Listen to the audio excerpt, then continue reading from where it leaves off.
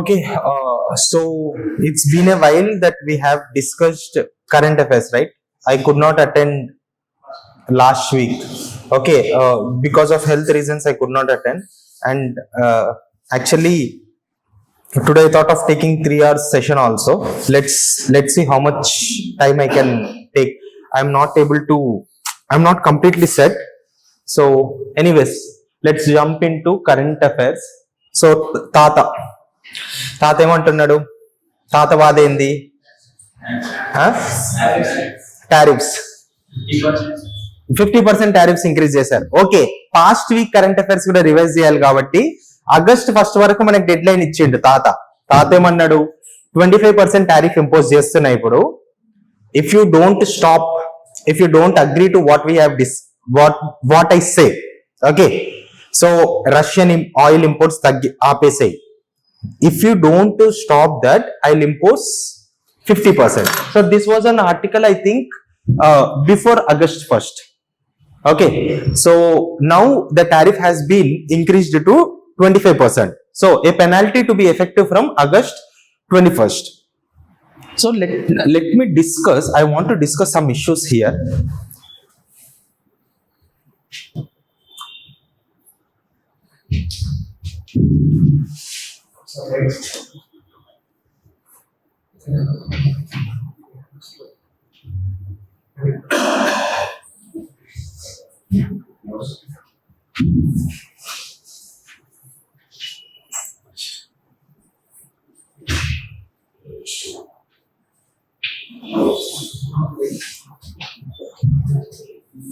Note 5 updated కావాలా?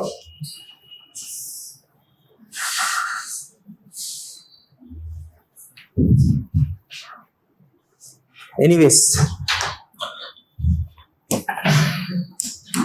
so the argument of Trump. So Trump is imposing tariffs on India. See, more than that, I am very much interested to discuss about the argument called Trump has declared, has announced, not declared, Trump has announced that Indian economy is a dead economy. Okay, so let us discuss about this argument. Trump said that Indian economy is a dead economy. Now, what is the merit to this thing? And first of all, you have to understand why. In international relations, I will discuss in detail. But the point here is, ఇప్పుడు basics అర్థం చేసుకోండి. అసలు why Trump is very much emphasizing on tariffs. Okay. The reason, basic argument which you have to understand is, when we are talking about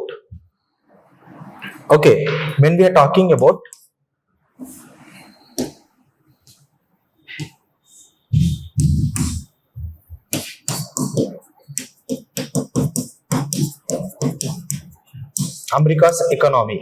America's present economy is $28 trillion. Okay, America's present economy is $28 trillion. But America's present debt is $35 trillion. America's economy is $28 trillion. America's debt is $35 trillion. When you look at the percentage,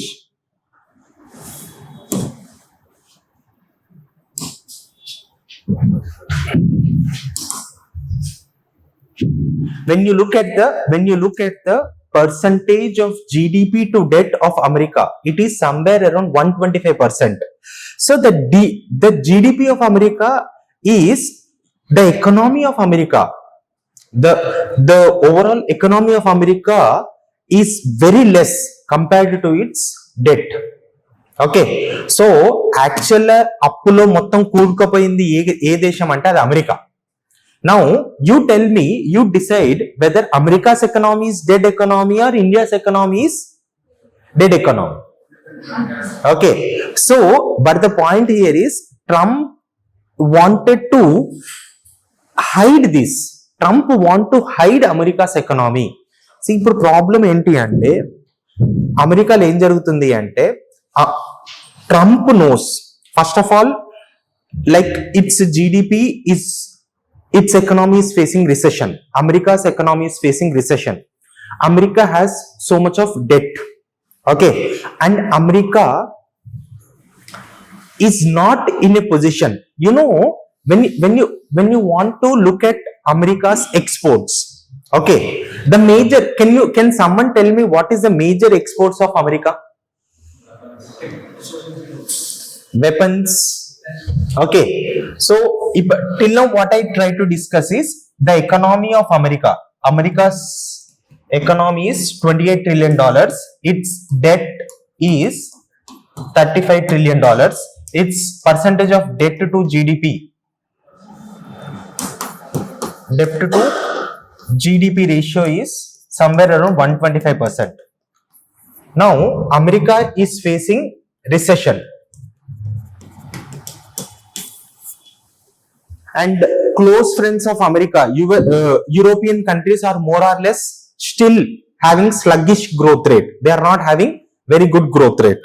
Now, the problem of America is America's major exports. Let me tell you, we'll discuss this point in detail in international relations. The major exports of America is war. It's not weapons. America exports wars to the world. The survival of America depends on creating war. If there is a war in the world, America will be happy. America has already benefited because of Ukraine. Now, Ukraine has imported so much of weapons from America. అయిపోయింది, saturation కి వచ్చింది. Okay, now it wanted to create new war, but there is no condition. And Trump knows that American economy, there is no push factor he is trying to give. That is the reason why he is starting this new drama of tariffs. And see, the notion of Trump is like America first, America's exports should be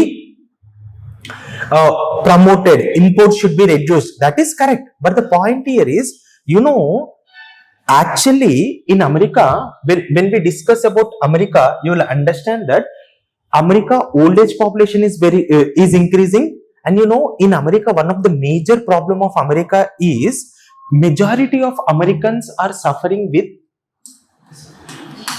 obesity. You ask these people to work in manufacturing industries, will they work? Trump also knows that if at all in America you start manufacturing hub, you will not have workers. Again you will import, you have to ask the workers from other countries to work in America. Trump knows that. But for the time being, to cover up his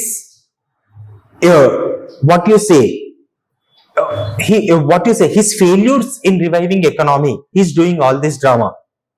And you see, the problem is not you impose tariffs, but you are involving in selective hypocrisy with respect to India. You are clearly showing a selective hypocrisy. America is importing oil from Russia. Europe is importing oil from Russia. China is importing oil from Russia. But you are imposing 50% tariff on India. You understood? So this is how you have to understand the reality of America. The economy of America is having sluggish growth rate. So he's involving in this type of tactics to deviate from the actual issue. Yes, now when America is saying that we want to promote exports, how do you promote exports? Are the people of America ready to promote exports? And unfortunate thing is, these countries like USA plus UK are the two countries of the world which promoted the idea of globalization. All the world countries should be integrated.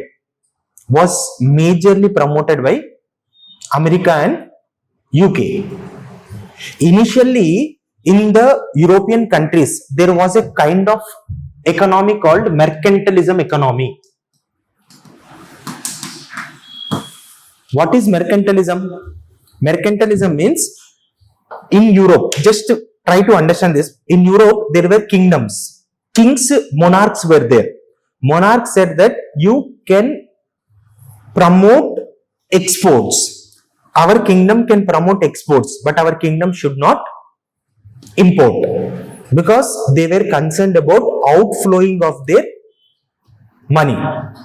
So this was a major idea behind mercantilism. But gradually Adam Smith came. Adam Smith said that there should be laissez-faire economy. What is laissez-faire? Free flow of goods and services. The idea of Adam Smith led to the birth of globalization. Yes or no? Now, this idea of globalization, we shifted from mercantilism to globalization, or we shifted from mercantilism to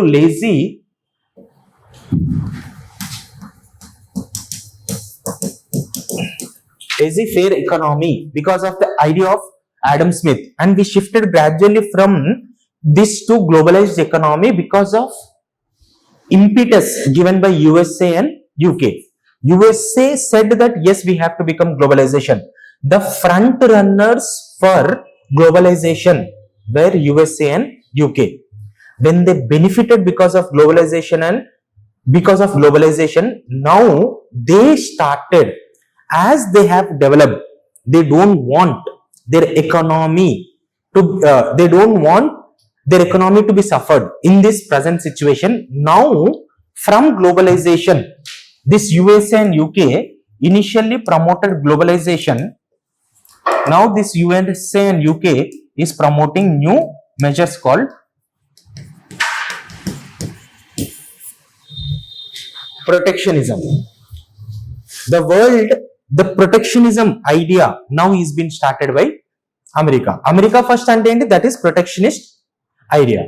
So these are all the basic things which you have to understand behind the imposition of tariffs. అర్థమైంది కదా?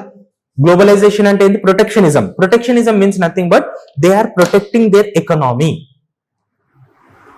from imports from other countries.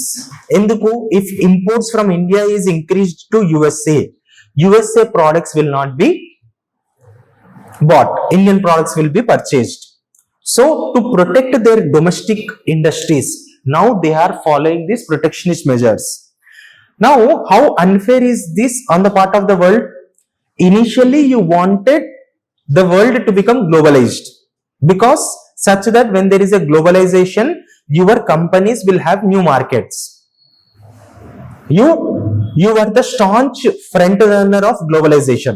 Now, when your economies have grown, now when there is free movement of goods and services, when there is a globalized world, now you are saying that no, I will be following protectionism. Now, yesterday we discussed about, last class I did discuss about UK. As I said, no, UK came out of Brexit. UK coming out of Brexit is also some measure of protectionism. Those two countries of the world which promoted globalization are the two countries which are teaching lessons to the world that never you will have to trust these countries. Okay, they went back on the promise they have made. So this is how you have to understand these tariffs and all. And the reason why Trump is majorly targeting, this is also one argument. The reason why majorly Trump is targeting India is one such country with USA which is having trade surplus. India is having trade surplus. Means nothing but around 41 billion trade is being benefited by USA. India is doing somewhere around 87 billion. So almost double trade surplus is with India. Means nothing but trade surplus means nothing but India's exports is getting somewhere around $87 billion. And comparatively, America's trade is around 41. So when you look from that India's perspective, India is definitely having an advantage with respect to trade with USA. And why India was having trade surpluses? Because India always abided, although not when it comes to strategically, but when it comes to global policies, India always sided with America. And India thought that major threat for India is China rather than USA. That was the reason why India kind of shown its not complete alliance, but India felt that common interest of USA and common interest of India are matching. That is the reason why you see India has joined many organizations like Quad. Quad is an organization which is joined by USA, India, Japan and Australia. Okay, so another reason is also Trump is, ఇప్పుడు point ఏంటి అంటే వాళ్ళ debt ఇంత ఉంది కదా $35 trillion. So he want to reduce the debt. How can you reduce that trade is by promoting more exports. Okay, so this is the story behind tariffs. Okay,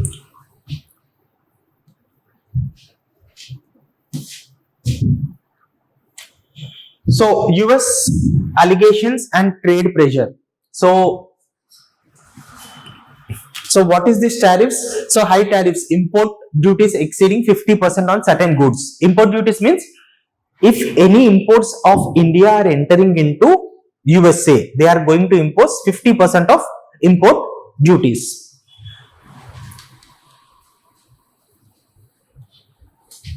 Okay, next, non-monetary barriers. See, tariffs అంటే మీరు ఏమనుకుంటారు, like taxes అనుకుంటారు, import duties, all these taxes. In tariffs law, there are also non-monetary barriers. Okay, what is this non-monetary barriers is? Let me tell you, I'll give you an example, then I'll try to give you the concept. Once a ship carrying mangoes, Alfonso mangoes from India was being Alfonso mangoes were very much demand in temperate countries, because this mango is a tropical crop. So mangoes were being exported to Europe countries. When they opened the container, obviously 2 or 3 flies has been seen. Now these people are saying that these flies will disturb the ecosystem of Europe, and what they have done is they send the whole consignment back to India. Definitely mangoes would have become ripe and it would have been spoiled. Entire consignment of mangoes has been spoiled. So tomorrow they will be saying that if at all, like if there is a product called now mango, so they said that they did not have done, what was the reason? They said that mangoes was not properly packed, mangoes, the consignment was not properly sanitized. That is the reason why we send back. Now don't you think this is also disturbing trade? Do you see any monetary angle here? They are not saying that we don't want to buy mangoes at 40 rupees kg. They are saying that we don't like the quality of the mangoes. Okay, this is one type of thing. Tomorrow they will be saying that if at all this remote is manufactured in India, tomorrow they will be saying that to manufacture this remote we have spent 1000 rupees, so we are imposing 50 rupees, 500 rupees as additional profit margin and selling at 1500. Tomorrow Europe will be saying that no, we don't want to buy the products manufactured in India, and they will not say that price is not the issue for us. They will say that to manufacture this remote, we came to know that child labor is working in India. So as we don't encourage child labor, but behind this manufacturing this product, there was a child labor involved. So that is the reason why we will not buy your goods. So when it comes to trade distorting practices, some will be like monetary, some non-monetary barriers would also be there. Now you understand what are the non-monetary barriers. It might be phytosanitary measures, it also might be like this legal hurdles. Okay, so sanitary and phytosanitary barriers on agriculture imports. Next, trade deficit concerns. India's trade surplus with USA in 2022 to 2023. Sanctions for Iran. So you know India is a natural partner of Iran. So close relations between India and Iran is also a one irk factor which is disturbing relations between India and USA. Next, BRICS membership. Now, yesterday when I was discussing about, I did discuss about BRICS, right? And I said that there is a difference between global south and global north. What is the difference between global south and global north? Developing countries and developed countries. In WTO, what is happening is developed countries has formed one block. Developing countries have formed one block. Now, who are the producers of the goods? Developed countries. Who are the consumers of these goods? Developing countries. So developing countries knows that the bulk of the market is with developing countries because we have more population. That is a reason why they are using this as an they are using this advantage and are not betraying developed countries. They are not challenging developing countries, but they are using this to further their interest. They says that are developed countries, you have exploited this nature from long. You have technology. We have markets. So some consideration should be given to developing countries. Now you have developed. We are developing. Now don't you think we also have to become equal? We also have to develop further some conditions, some some measures has been requested. And in that, global south countries was led by countries like China, India, Brazil. So USA is facing so much of trouble because of that. Because USA thinks that by giving incentives to developing countries, their economy is becoming affected. So Trump is very much against this. అరే చెప్తున్నాను చూడండి, Trump only argument. ఇక్కడ చూడండి, మీకు America గురించి, America political system గురించి కూడా చెప్తాను. మొన్న ఎలక్షన్స్ జరిగినప్పుడు majority of the older population voted for Trump. Younger population might not have been that much shown interest towards Republicans. They have more inclined towards Democrats.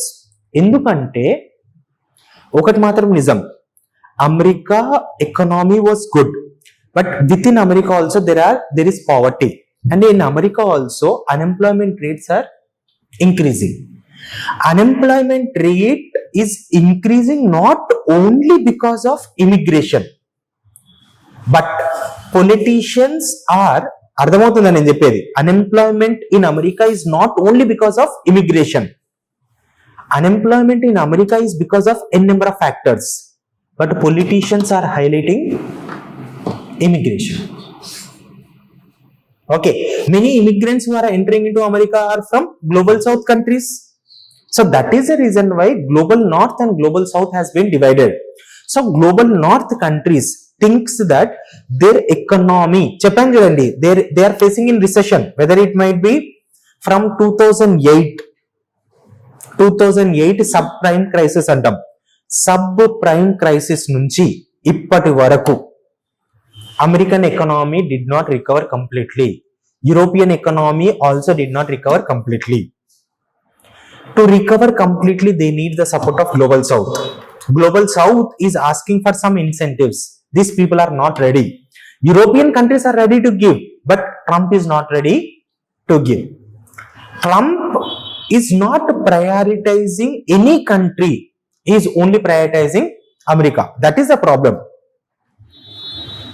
Okay, so that is the reason why the issue of protectionism, the issue of tariffs are arising around this issue. Okay, and another major problem, అదే చెప్పాను చూడండి, bricks membership ఎందుకు problem అంటే because the American hegemony is now being majorly countered by two countries. One is Russia, second is China. India, you have joined with this group.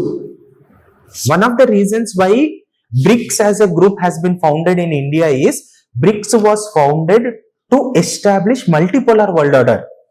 We wanted to establish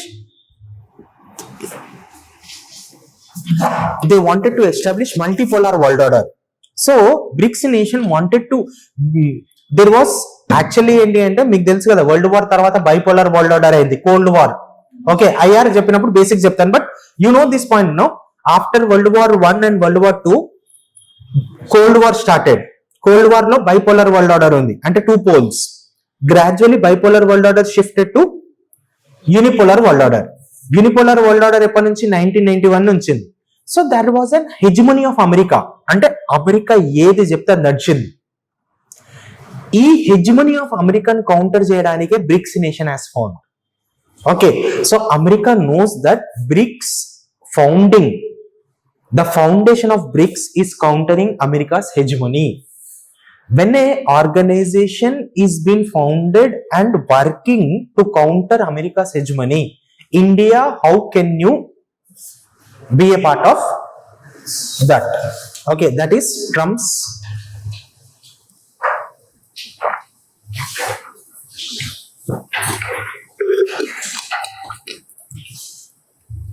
that is the major problem of Trump's. And another thing is Russia-India cooperation. Okay. India's response and strategic positioning. Then Japan, you said that India's economy is dead economy.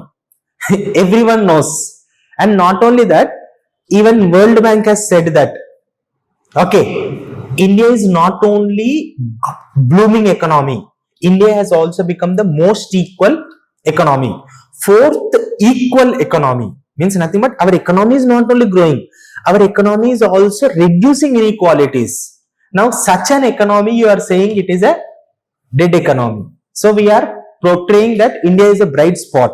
Okay, next, export diversification strategy. India is trying to develop good relations with UAE and Australia. We are diversifying the trade. India clearly said that we will not stop the oil trade with Russia. We will neither stop the oil trade with Russia, neither will stop the oil trade with Iran. Okay, global South leadership. India is promoting this narrative of global South leadership. Strategic autonomy in foreign policy. Refusal to join foreign Western sanctions. Okay, you have imposed sanctions on Iran. It is none of our concern. We will not abide to your sanctions. Balancing multilateralism, participating in Quad. So we are not saying that we won't collaborate with you. USA, we will collaborate with you whenever there is a need. You see, we have joined Quad also. Okay, so this is how India's response. Okay, so impact on India. Because of tariffs, how it will be impacting. So positives, negatives unta, impact and positives, negatives. So BRICS tariff challenge. Additional tariffs complicate India's trade negotiation. Definitely, now you see, whatever you can say, sir, one of the major challenge is why we are very much concerned about this tariffs is because India is one country which is enjoying trade surplus with America. We don't want to lose that privilege. And Indian market, Indian exports majorly is been sent to America. Okay, GDP growth might be impacted. Definitely it will be impacting. Next, all we have to do is we have to politically negotiate with America and directly negotiate with America and resolve the issue. Loss of tariff parity. India is losing competitive edge in US market. Next, China advanced negotiation push India at a disadvantage. Okay, India faces potential tariffs on Russian imports.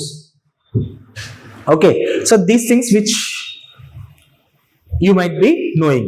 So this is the story with respect to Trump, and his tariffs.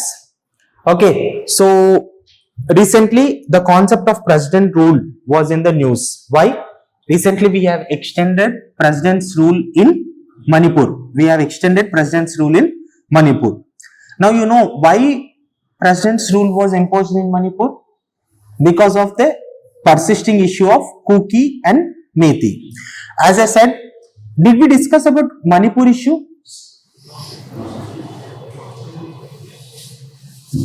అంటే కొంతమంది discuss చేశాను, కొంతమంది discuss చేయలేదు. Anyways మళ్ళీ ఈ రోజు strength తక్కువ ఉంది. Some other context I will discuss. మళ్ళీ తర్వాత ఇదే అవుతుంది, sir you did not discuss. See overall ఏంటి అంటే Meitei is a politically dominant tribe, but Kuki is a tribe which is located in Manipur in 90% of the area. Which population is there in Manipur? Kuki.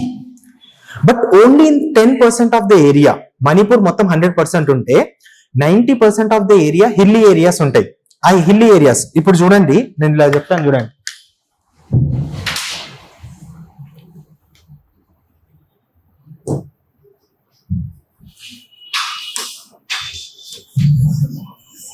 ఇలా ఉంటుంది, ఇవన్నీ hill areas ఉంటాయి.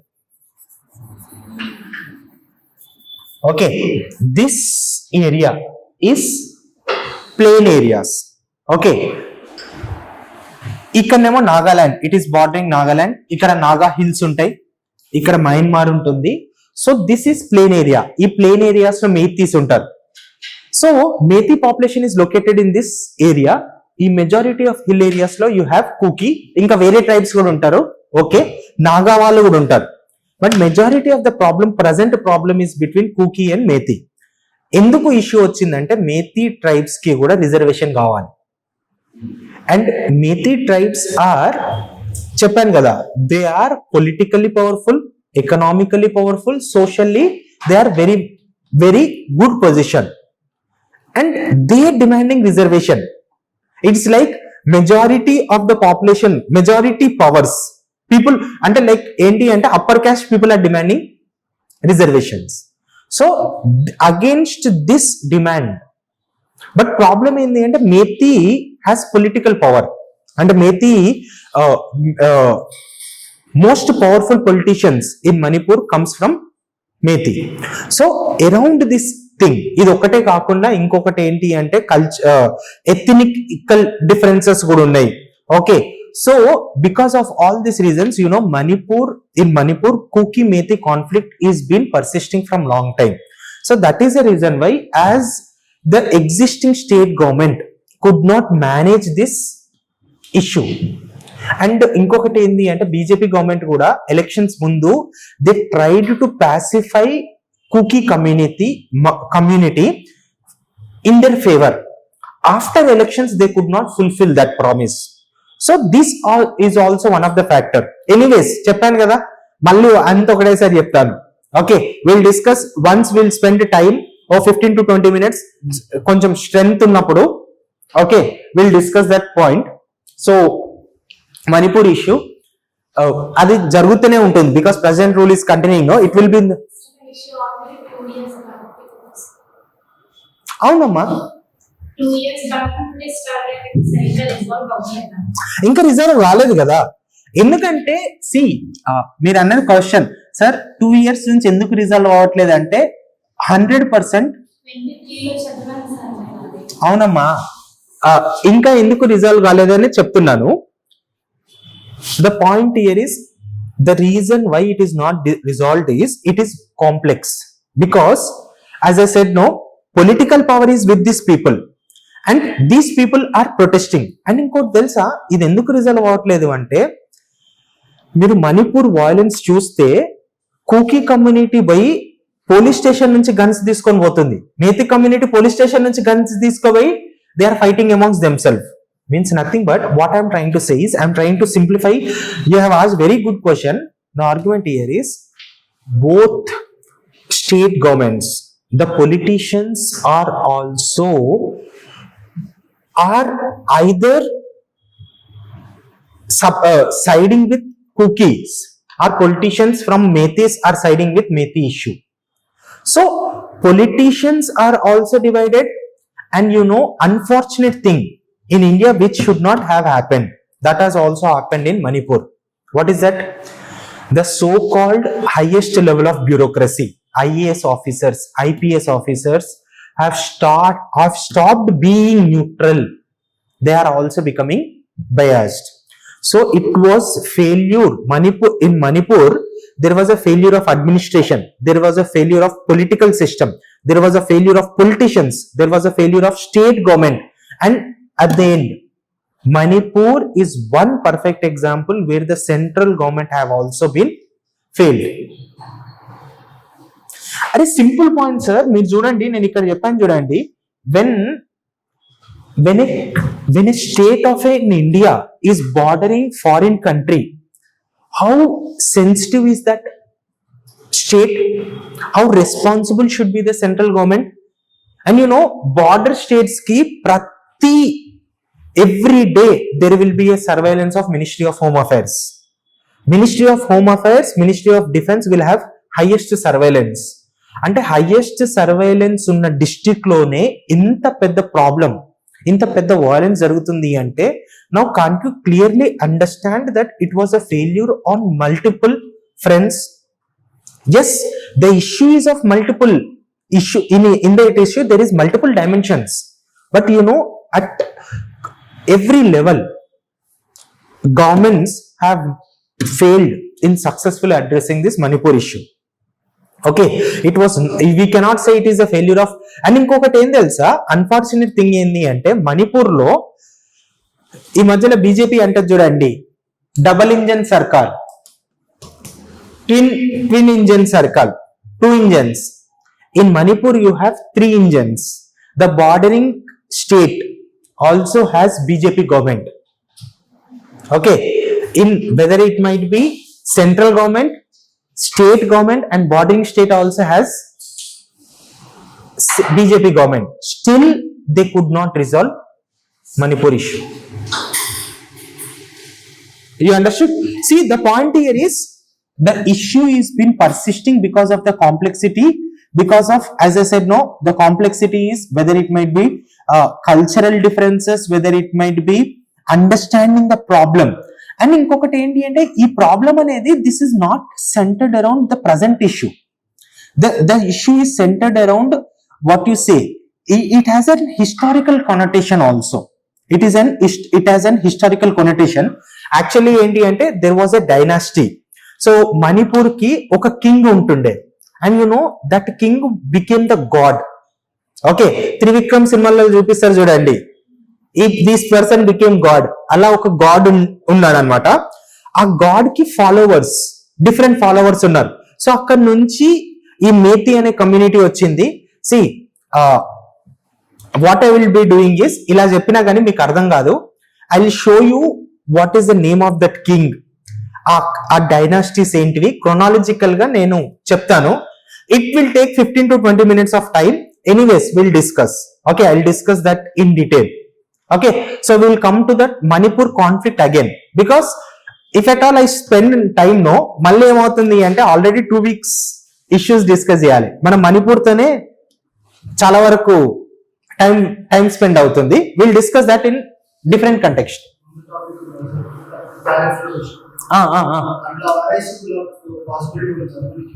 ఏది అచ్చా, RCI block, RIC block. Okay sir, point ఏంటి అంటే if at all that block is formed, there is no setback to that block. America is also concerned about that block. Point ఏంటంటే American politicians కి, American diplomats కి తెలుసు sir, India will not side line with China. And the point here is India wanted to become friendly with China. Okay, anyways, మళ్ళీ చెప్తున్నాను చూడండి, వినండి. చైనాకు ఇవన్నీ పెద్ద పెద్ద టాపిక్స్ సార్, చిన్న చిన్నగా చెప్పలేము. China has a problem called middle Kingdom syndrome.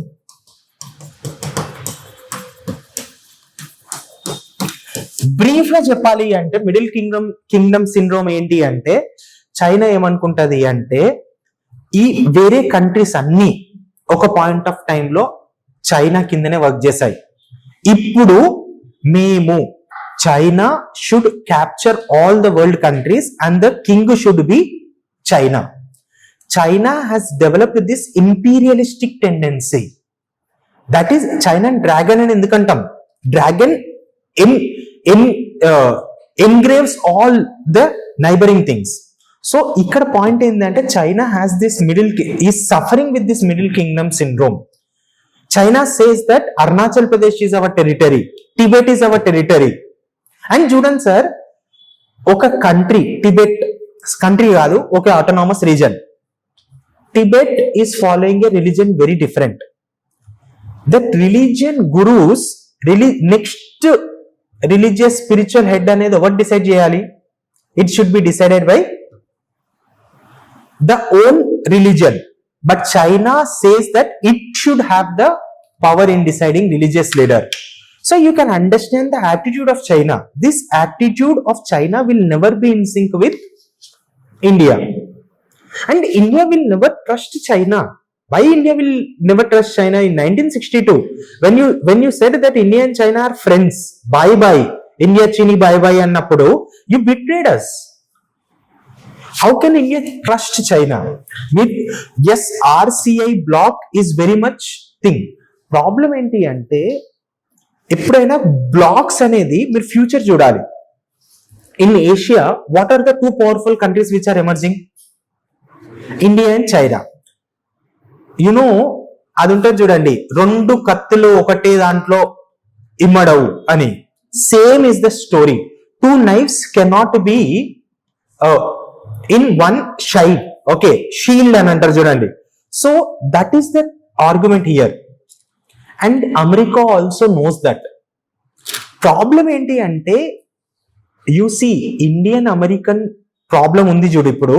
This will be resolve very easily. You see, because I am saying, the problem is Trump is having domestic issues and he is trying to overcome it through these arguments. America is facing so many domestic challenges, sir. America lo nenu cheptunnanu chudam problems emem unnayi ani. Chala high level problems, avi chinna problems kaadu. People are obese, people are not able to work. Adenti America lo teenage pregnancy, 12 to 14 years children, almost 90 to 95% are losing virginity at that age. 12 to 14 years. Teenage pregnancy is very high. Obesity is very high. అన్నిటికన్నా ఎక్కువ problem ఏంటి అంటే అమెరికాలో type 2 diabetes. అమెరికాలో glucose consumption ఎలా అయిపోయింది అంటే, every food you eat you have starch. Every food you consume is having starch and glucose. So most of the people are suffering with type 2 diabetes. Gun violence in America is at peak stage.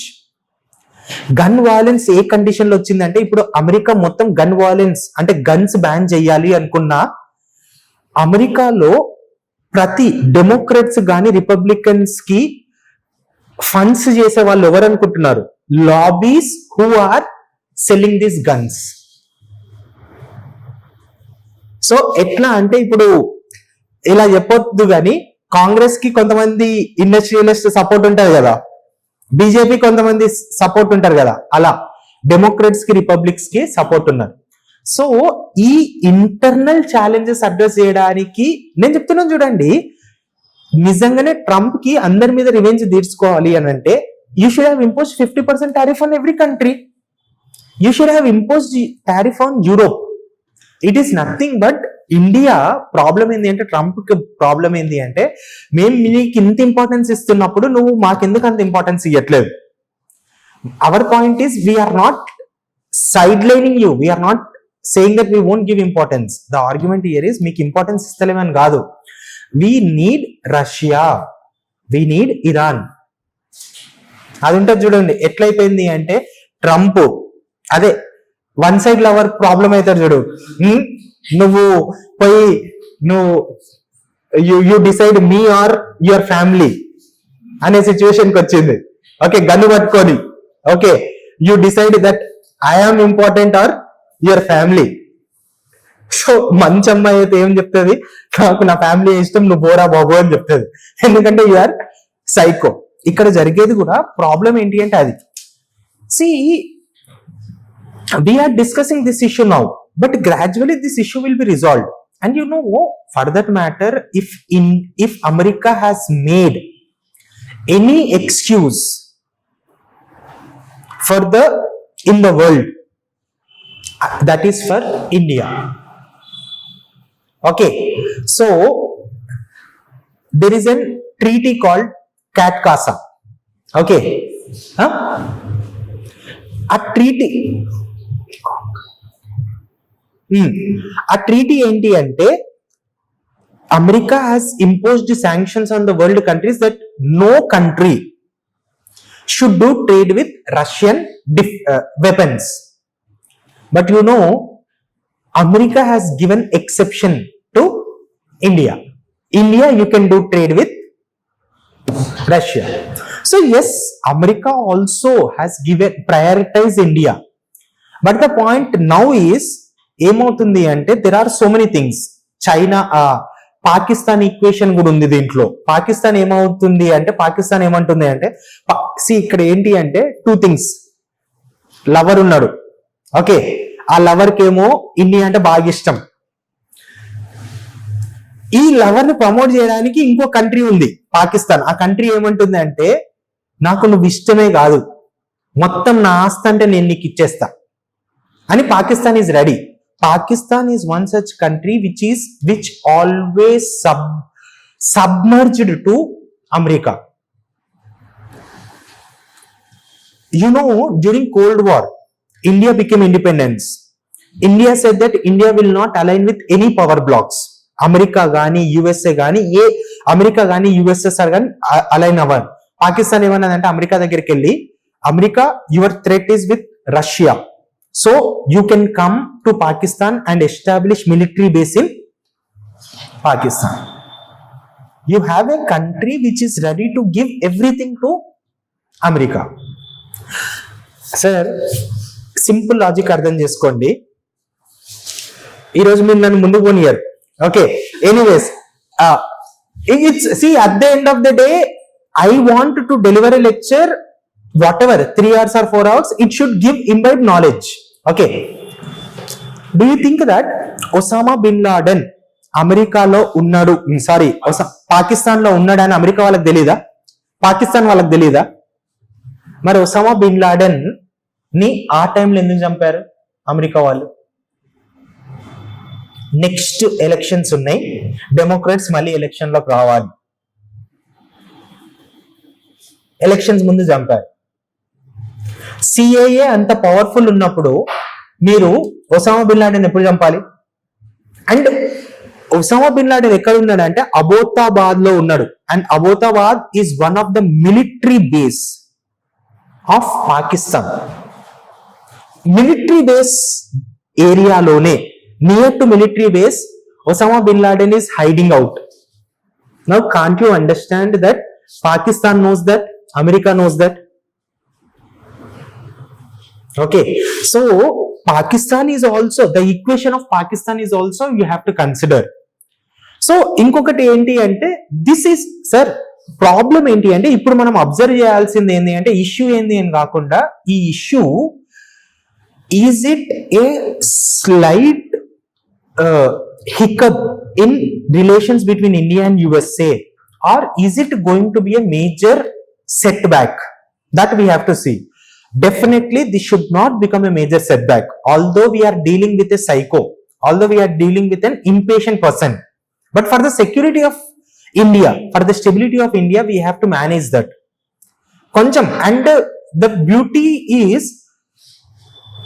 India, irrespective of Narendra Modi, India is one such country. You have to understand that America always need India. Enduku America always needs India ante, one of the major advantage for India is America might be the global world. America might be the leader of globe. But in Indian Ocean region, the leader of Indian Ocean region is India.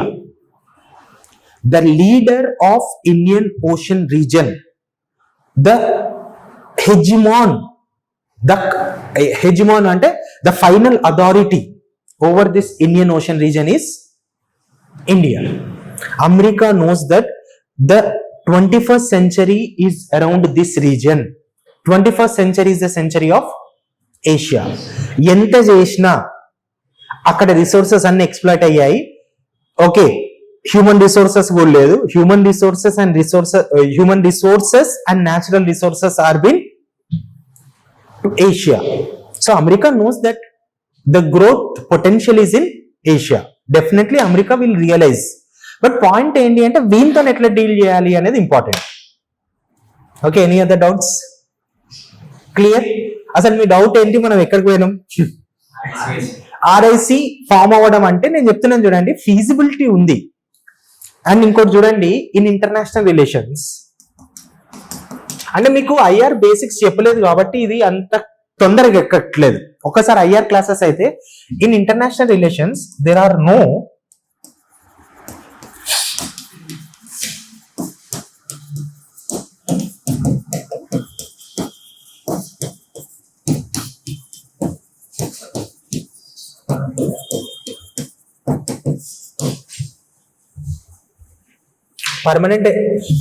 permanent nations, permanent friends and permanent enemies. There are only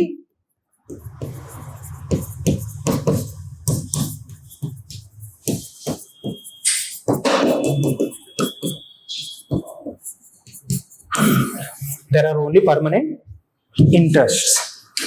Permanent friends, permanent enemies and over under in international relations there are no permanent enemies and permanent friends. There are only permanent interest. అందుకే నేను చెప్పాను 21st century definitely is a century of Asia. USA will also have the permanent interest to be a part of Asia's growth. Okay, so India కూడా ఇప్పుడు చూడండి, China ఇప్పుడు enemy. After 500 years China might be most close friend of India. 500 years కాదు, 100 years తర్వాతనే కావచ్చు, 50 years తర్వాతనే కావచ్చు, 20 years తర్వాతనే కావచ్చు. We never know. Sir, is that a possibility? డెఫినెట్గా అలా అవుతుందా? I don't see that possibility. Let me give you an example. World War I, World War II ఎక్కడ fought? Where was it fought? Europe. Between which countries was it fought? Between European countries. Now you have a union called European Union. Countries which have fought amongst themselves, now they are opened borders who live. Visa, if you get visa for one country of Europe, you can travel all over Europe. That much they have integrated. So anything is a possibility in international relations. We might see RCI group might be formed. And for that matter, RCI group is not a new thing. BRICS major countries ఇవి మూడు. BRICS major countries ఇవి మూడు. In fact, first Brazil, Russia, India, China. South Africa తర్వాత join అయింది కదా BRICS లో. First these were 4 countries. Okay, so president's rule, మణిపూర్లో president's rule extend చేశారు. Okay, so president's rule is also known as state emergency or constitutional emergency. చాలా important. So in India how many types of emergencies are there? National emergency, 3 types of emergencies తెలుసు కదా. no need to go into that basic details. Okay, imposed when the state government fails to function according to the constitution. Okay sir, when we discuss about president's rule, important enti ante article 355, article 356, article 357 and article 360. Okay, these articles are very much దీంట్లో ఉంటాయిలే. So article 355, article 356, article 357 and article 365 are very much important. What are these articles? 355, what is article 355? Unions duty protect the states from aggression and disturbance. So it is the union duty to protect state from aggression and internal any disturbances. Okay, article 356 is this power which is vested on the president to impose that state emergency or constitutional emergency in the state. Eppudu impose chestadu? When president realizes that according to article 365, if state is not running according to that, then I will impose president's rule. So what is article 365? Consequences of not complying with union directives. When the state could not comply with union direction, then article 356 can be imposed. Okay, and what is that article 357 is saying? Article 357 is saying that when a president rule is imposed, so the legislative powers will be with president or parliament. Okay, what happens during president's rule? First, assembly is been suspended. Both the legislative and executive will be remained in suspended. Okay, so state legislative assembly is either suspended or dissolved. Second, direct presidential control means state comes under the direct control of the president. Governor rules on the behalf of president. Next, as I said, no, executive is also removed. Council ante council of ministers are also removed. Assembly is removed, council of ministers is also removed. Sir, దీని గురించి prelims లో చాలా సార్లు questions వచ్చాయి. What happens when president rule is been imposed? Okay, duration and extension. Initial duration ఏంది? President's rule can be imposed for 6 months at a time. And దీంట్లో president's rule లో 38th constitutional amendment and 44th constitutional amendments are very much important. 38th constitutional amendment ఏం చెప్తుంది? During Indira Gandhi period president's rule impose చేస్తే it doesn't come under the jurisdiction of judiciary, means nothing but president's rule cannot be subjected to judicial review. Which constitutional amendment said that? 38. And the president, if at all a president is imposing president rule in a state, then judiciary cannot question. But article 40 constitutional amendment 44 ఏం చేసిందంటే even president rule can be subjected to judicial review. So 44th and 38th constitutional amendment చాలా important. So okay, దీంట్లో నేను mention చేయలేదు, అందుకే చెప్తున్నాను. And ఇండియాలో ఏమైంది అంటే why president's rule is it subjected to judicial review or not, why it is very much important is in India around 125 times president's rule has been imposed. So it is been misused.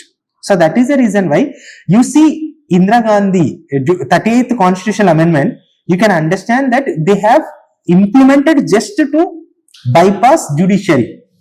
You can understand that.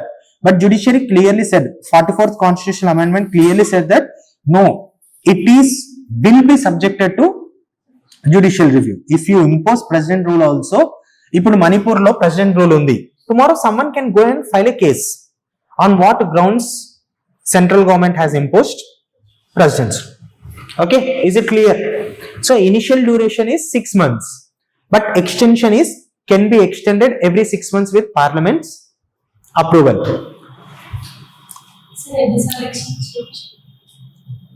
ఎన్నిసార్లు అదే అంటున్నాను కదా, 6 months, for every 6 months you can extend, for every 6 months you can extend. అంతేనా? What is your question? ఎన్నిసార్లు అయినా చేయొచ్చు అంటే అంటున్నా కదా, you can extend it for 6 months and like problem ఏంటి అంటే యూ కెన్ ఎక్స్టెండ్ ఇట్. దానికి కూడా కండిషన్స్ ఉన్నాయి. కండిషన్స్ ఏంటి అంటే election commission of India if it సర్టిఫైస్ that when central government is extending this present rule, they have to consult with election commission that can we conduct elections. If they are in a position to conduct elections, then they have to conduct elections. You understand my point? Once it is implemented, is the argument here is when the conditions are till the conditions are justified for president's rule, then you can extend. And maximum duration I think 3 years.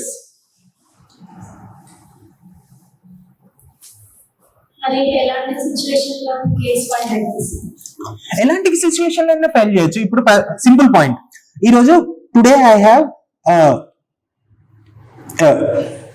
Parliament has said that I am passing president's rule in Telangana. So might be one reason, different reason this might be there, means nothing but Telangana state government was not complementing with the directions of union government. As I said, no 360, that was also the case. Immediately I'll go to the case. Telangana government went to the Supreme Court saying that I am doing my duty based on the autonomy given by constitution. When I am enjoying the autonomy which is given by the constitution, central government is saying that they are not, central government is questioning that I am not abiding by the directions of central government. Supreme Court, you tell me whether am I abiding by the constitution or not. If at all they are abiding by the constitution, Supreme Court will clearly say that president rule should be removed. Okay.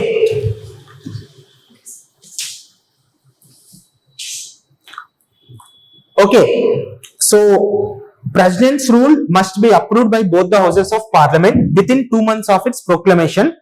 Each extension, as I said, no, you can extend up to 6 months, every 6 months.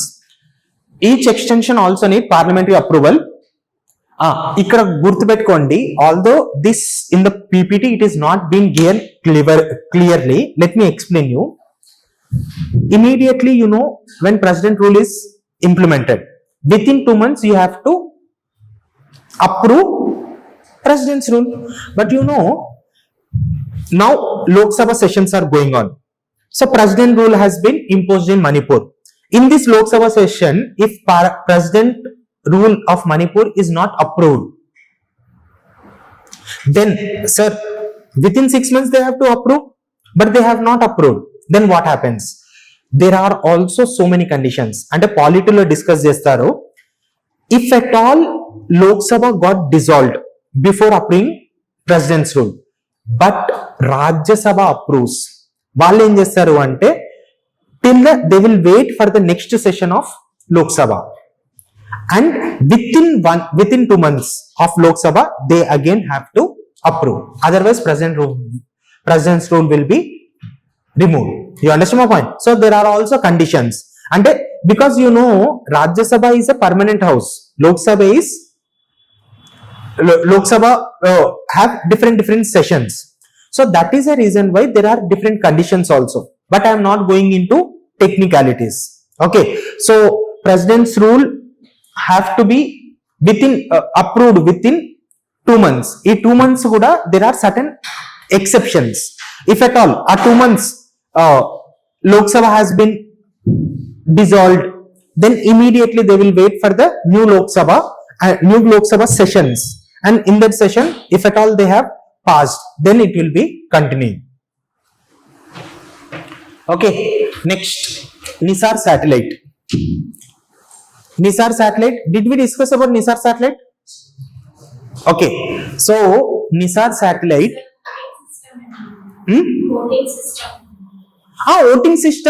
voting system is simple.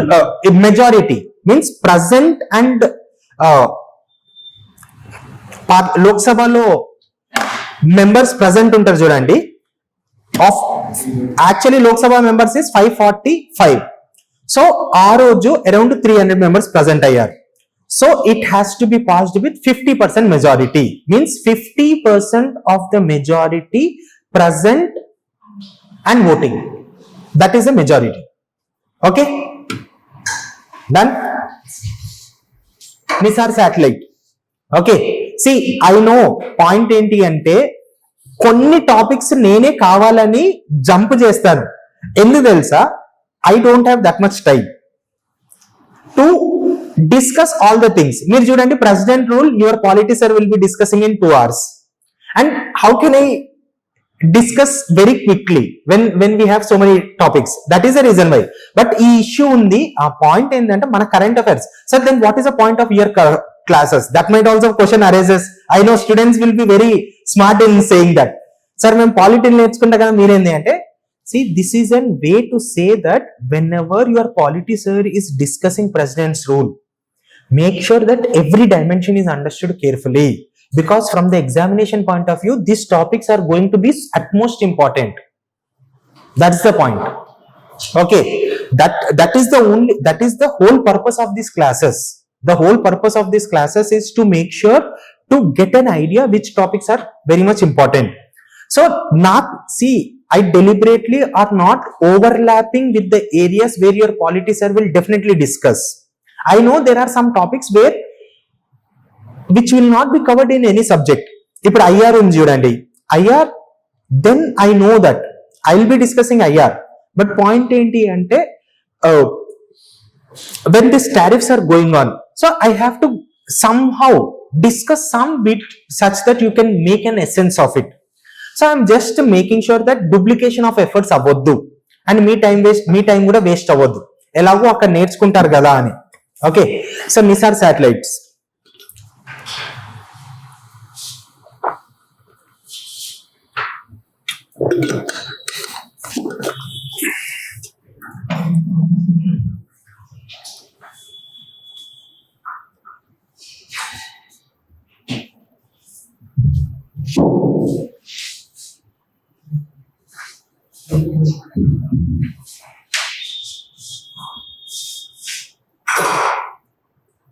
Online students, any doubts? Is everything good? Are you following what we are discussing?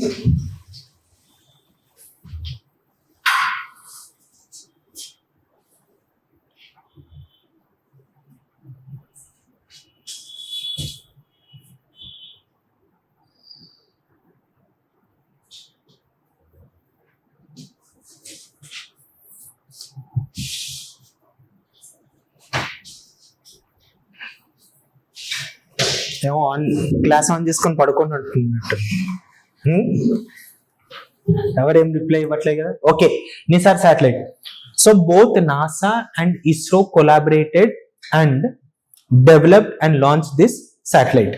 So this NISAR satellite, okay, right down one assignment.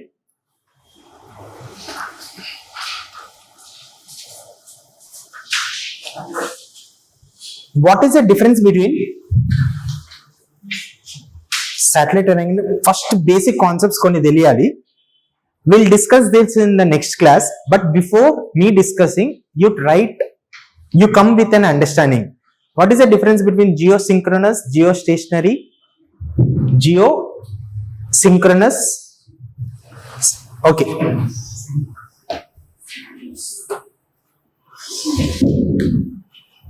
What is the difference between geostationary,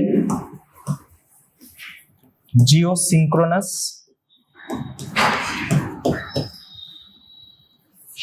sun synchronous,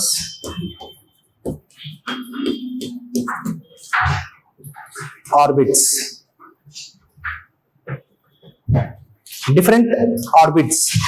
So try to study about different orbits. What is geosynchronous and also polar orbits?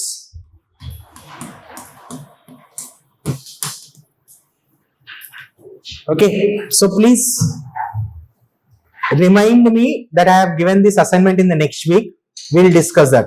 But before that, you study You learn, sir, hardly it will be taking 5 to 10 minutes. Okay, so first ఒక్కసారి మీరు చదువుకొని రండి, then if at all I explain, then things will be more clear. And these are the topics, చాలా simple concept, simple, ఒక subtle difference తెలియాలి మీకు. Jio స్టేషనరీకి Jio synchronous కి చిన్న డిఫరెన్స్ ఉంటుంది, అది తెలియాలి. So anyways, you just take this as an assignment and you will be knowing that NISAR is an sun synchronous orbit. Okay, NISAR is a joint earth observation satellite. NISAR is a joint earth observation satellite mission developed between ISRO and USA. First satellite mission to use dual frequency synthetic aperture radar. What is it? It is going to use dual frequency, means nothing but it is going to use L band and S band. Okay, both it is going to use L band and S band. It represents the largest earth imaging radar satellite ever developed with a 12-meter deployable radar antenna reflector. Okay, as I said, no, first time ISRO is using GSLV for sun synchronous polar orbit. So sun synchronous, so it is going to be a sun synchronous polar orbit. No need to worry, we will discuss. Okay, ఒక్కసారి మీరు చదువుకొని రండి. Next, as I said, no, technical features. L band is developed by NASA, S band is developed by ISRO. Prelims ki important. So tomorrow, because I'm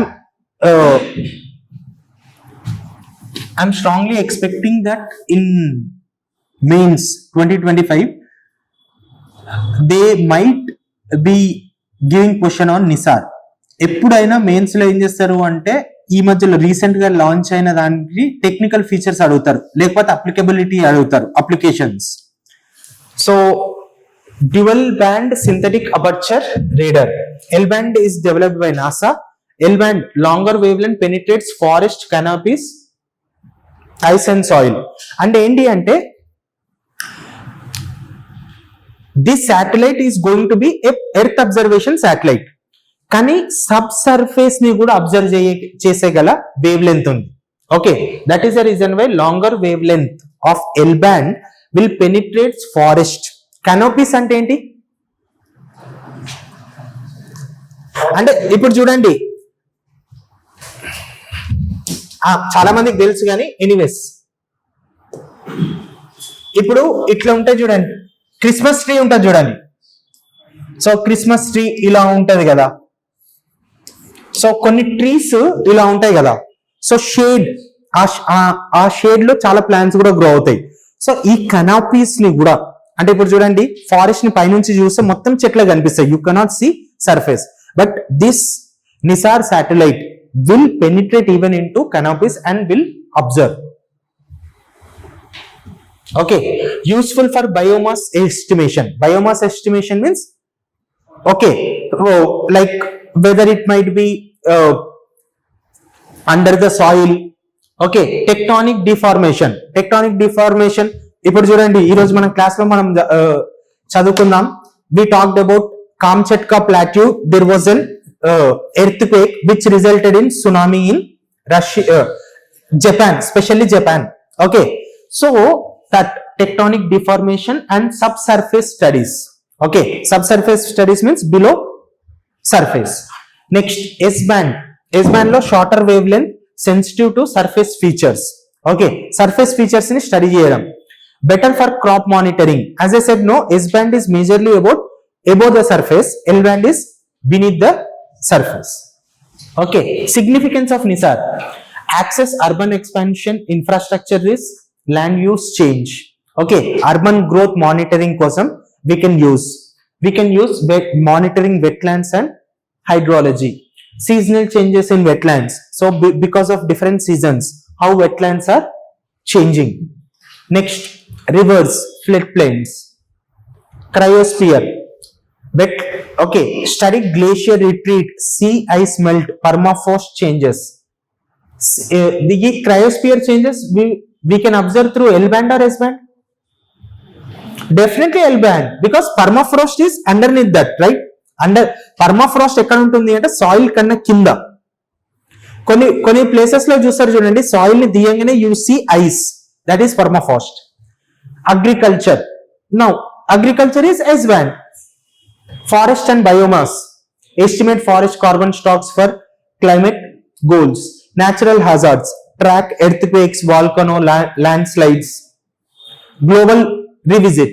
Now you can see, when you look at the advantages of these NISAR satellites, recently the world has faced with two such events. One is tsunamis in Japan and landslides in Uttarkashi district of Uttarakhand. Cloudburst, because of cloudburst. Okay, so this is about NISAR. Next, Indian Railways successfully tested nation's first hydrogen powered coach at Integral Coach Factory. Okay, so what Indian Railways have done? Indian Railways have successfully tested hydrogen powered coach at, means nothing but we are running these coaches with hydrogen power. Is it clear? Now the hydrogen coach is a broader vision by railways to deploy 35 hydrogen powered trains on heritage and hill routes under the Hydrogen for Heritage initiative. Sir, simple point sir. Indian railways ఏం చేస్తుంది అంటే, ఈ frequent travel చేసే areas కాకుండా new areas ఉంటాయి చూడండి, అలాంటి areas లో హైడ్రోజన్ పవర్డ్ ట్రైన్స్ యూజ్ చేస్తున్నాయి. So we are using hydrogen energy to power trains. Okay, the hydrogen power trains will feature a 1200 horsepower engine, making it the world's most powerful hydrogen propulsion system developed for railway transport. And for that matter, India was the first country to use these hydrogens in railways. Okay, what is it? Is a key milestone in India's natural green hydrogen mission. You know, there are different hydrogens. What do you mean by green hydrogen, pink hydrogen, brown hydrogen?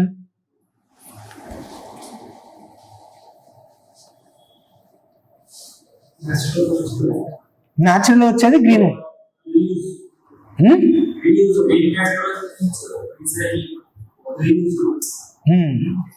మరి green pink hydrogen అని ఉంటది.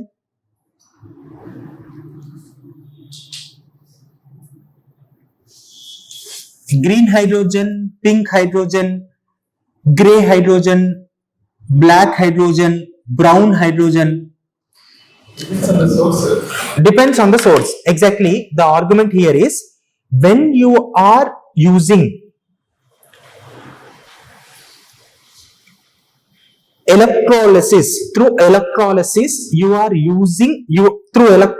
you are generating hydrogen and using this hydrogen to run the machine, that is green hydrogen. Simple. When you are for suppose, when you are using carbon and generating hydrogen to run the machine, that is black. అలానే brown కూడా ఉంటుంది. Brown carbon ఉంటుంది, black carbon ఉంటుంది కదా. Brown coal, black coal ఉంటుంది కదా. So if at all you are using brown coal, that is brown hydrogen.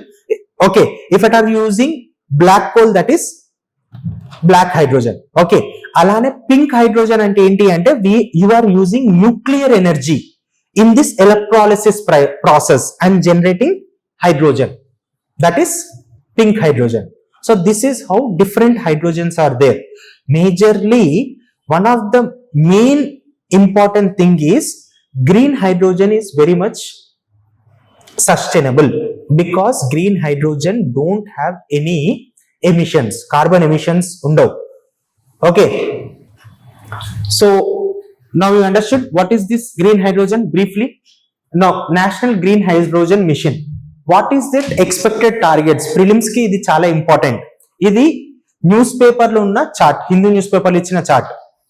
Enti, at least 5 million metric ton of green hydrogen annual production.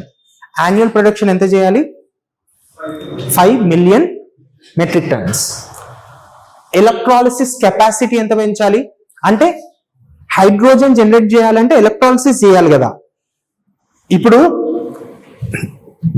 when you are using in a small motor, small electrolyzer are needed, but you need generate electricity for so much big, more hydrogen, green hydrogen should be generated. For that you need electrolyzers. అంటే ఈ electrolysers పెద్దవి కావాలి కదా. Electrolysers అంటే ఏముంటుంది sir, anodes cathode ఉంటాయి. So then electrolysis జరుగుతుంది. But when you need at a big scale, so electrolyser capacity కూడా పెరగాలి కదా. Without electrolysers green hydrogen cannot be extracted.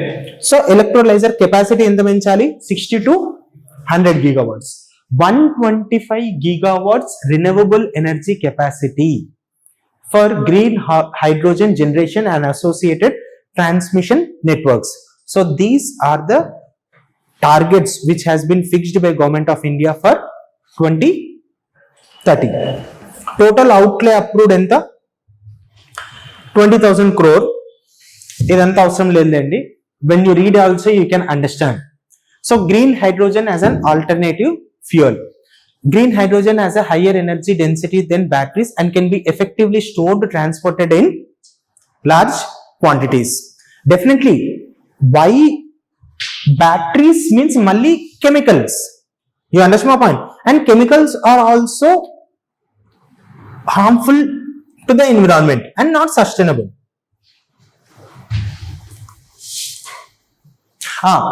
Why green hydrogen is important is hydrogen fuel cell trains emit only water vapor.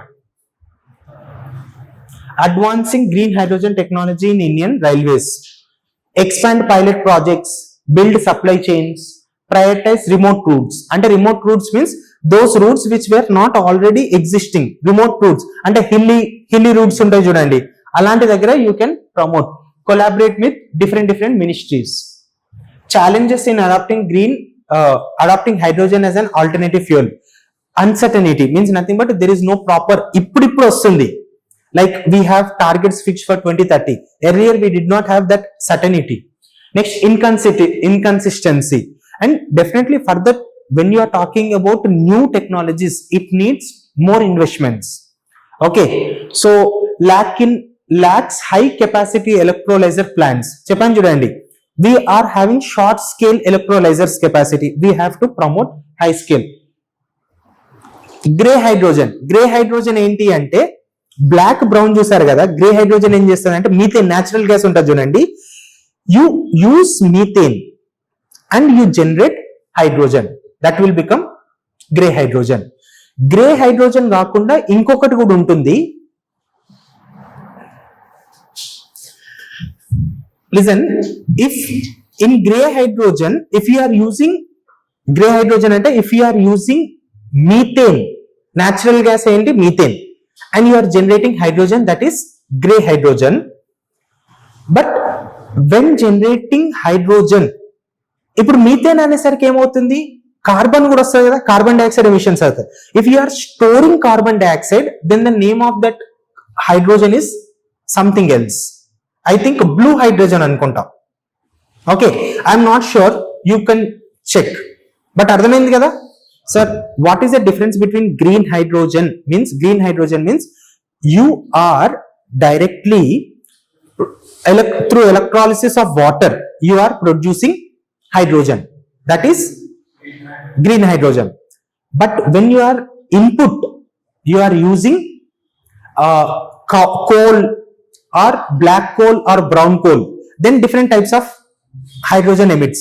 If you are using in electrolysis instead of what you say solar power, all these things, if you are using nuclear power, that is called as an pink. If you are generating hydrogen through methane, natural gas, that is what we call as an gray hydrogen. Okay, I think I should have added that PPT, I forgot. Okay, so in the next class what I will be doing, explanation ఇచ్చాను కదా, so I will give that chart. ఆ chart చూస్తే మీకు clear గా అర్థమవుతుంది. Okay, so status of small cats in tiger landscapes of India. Okay, so basically ఏంటి అంటే like there was a compilation which is released by Wildlife Institute of India and National Tiger Conservation of Conservation Authority regarding small cats. Okay, so Bengal cat is the most widespread small cat species in India. Rusty spots cat. Excuse me.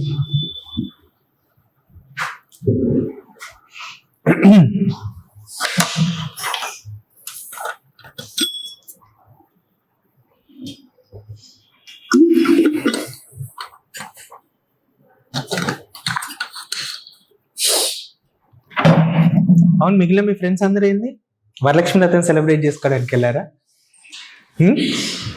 కాదు, పెళ్ళైన నేనే వచ్చి క్లాసులు చెప్తున్నా అంటే తెలియకనల్లో చూడండి. And చూడండి, వరలక్ష్మి వ్రతం రోజు వచ్చి క్లాసులు చెప్పాలంటే వైఫ్ తో ఎంత కూడా వాడాలో మీకు తెలియదు. ఓకే, పెళ్ళైన వాళ్ళకి తెలుస్తుంది. Rusty spotted cat is the world smallest wild cat. 10 small cat species is in India. Okay, అన్ని గుర్తుపెట్టుకోని అవసరం లేదు, నేను ఏది గుర్తుపెట్టుకోవాలో చెప్తాను చూడండి. ఈ క్యాట్స్ లో ఇది ఇంపార్టెంట్. ఏది అంటే నియత్ రేట్ అని ఉంది చూడండి, ఏషియాటిక్ గోల్డెన్ క్యాట్. అలా ఎప్పుడైనా పాయింట్ ఏంటి అంటే, సార్ ఎంతనైనా ఎన్విరాన్మెంటల్ రిలేటెడ్ క్వశ్చన్స్ ఎక్కువ వస్తాయి మనకి ఎగ్జామ్ లో.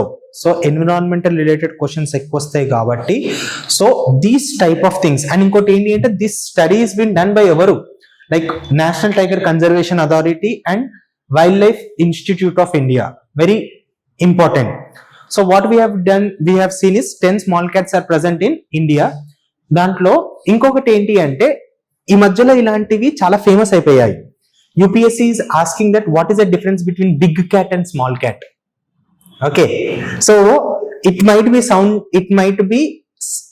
sounding very silly, but these questions are being asked.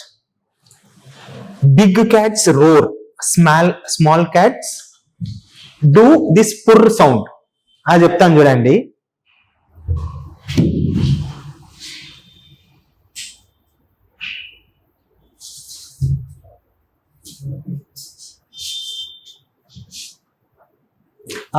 దీంట్లో ఇంక్లూడ్ చేయనట్టున్నాడు. ఇక్కడ చూడండి, big cat roar. Big cats మీరు చూడండి, అనుంచని whenever a roar of tiger ఇలాంటి రోర్ వినిపిస్తే, లయన్ గాని, లయన్ రోర్ అయితే I think up to 6 to 8 kilometers you can hear the sound of roar of lion. Okay, and small cats doesn't roar, but they does this word called purring. Purring. What is the difference between purring and roaring is, purring is nothing but like an inhalation and exhalation which is done to relax, calm down that animals. Okay, so this purring is seen only in small cats. And also purring is also seen in snow leopards. మీరు ఎప్పుడైనా చూసారా snow leopards? Does it roar? It doesn't roar. It does purring. So ఇక్కడ prelims కి important ఇలాంటి క్వశ్చన్స్ అడుగుతున్నారు. Prelims కి important ఏంటంటే, what is the difference between big cat and small cats? Big cat does roar, small cats does purring. And roaring involves exhalation only. When you are exhaling, you roar.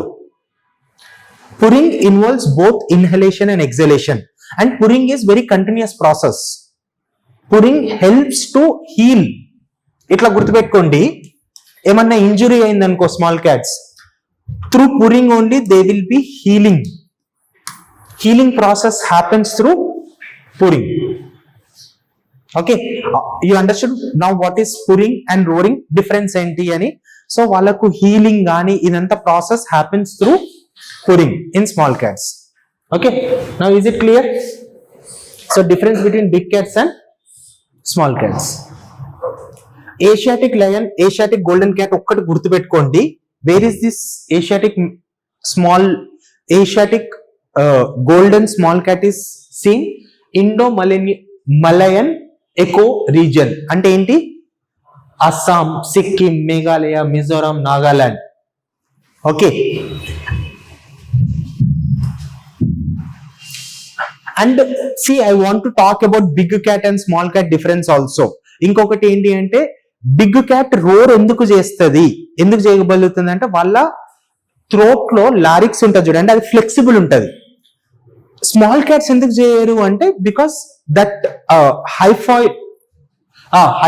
హయార్డ్ bone ఉంటుంది చూడండి, hyoid bone in big cats is flexible. That is the reason why they roar. Hyoid bone in small cat is not flexible. This is rigid. Okay. Hyoid bone ante U-shape bone okati untadi sir. Okay. So chala technical ga undi gaani I am not going into that technicality. Just you have to understand.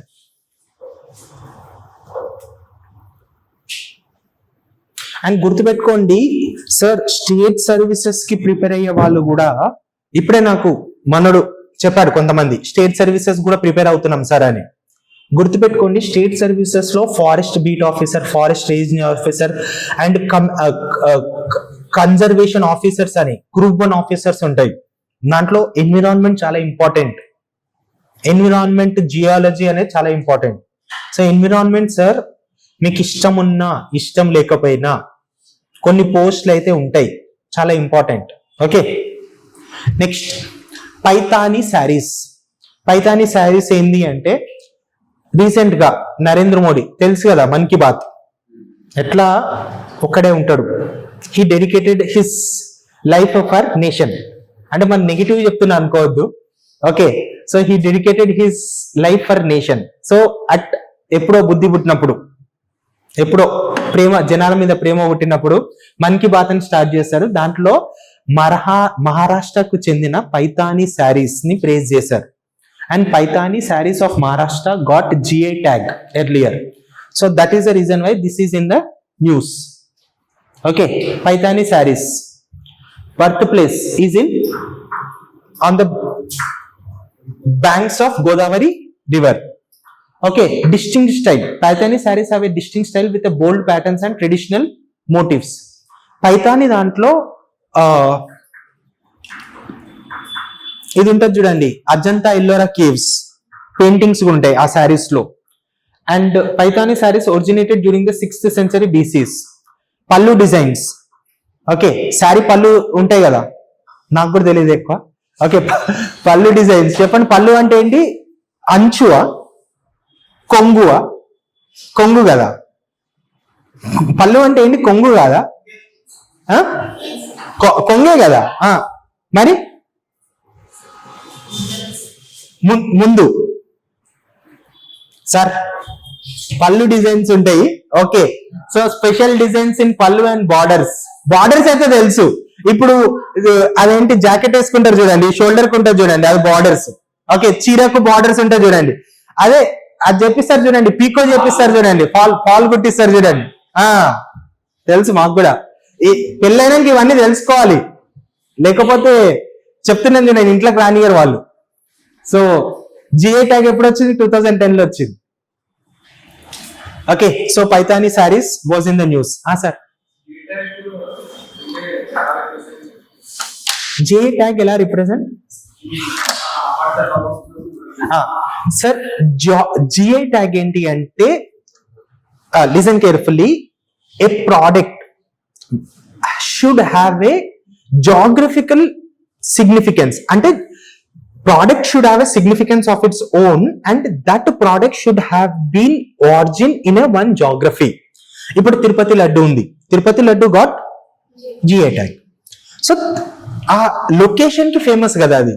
And ఇంకొకటి అది ఎలా వస్తుంది అంటే ప్రతి arts ఏదైనా దేనికైనా కానీ ఆ జాగ్రఫికల్ సిగ్నిఫికెన్స్, అంటే ఇప్పుడు ఫుడ్ ప్రోడక్ట్స్ కన్నా ఉండొచ్చు, శారీస్ కన్నా ఉండొచ్చు, లేకపోతే డిఫరెంట్ ప్రోడక్ట్స్ కన్నా ఉండొచ్చు. అదేం చేస్తారంటే states will promote, states will say that this is very significant, this has origin in this area and it has got its unique significance. So then states will send and central will announce that. That is how GI tag is being given. Okay. So food products కూడా ఉండొచ్చు, లేకపోతే అదేంటి point ఏంటి అంటే ఇప్పుడు food products అనేది కొన్ని different ఉంటాయి.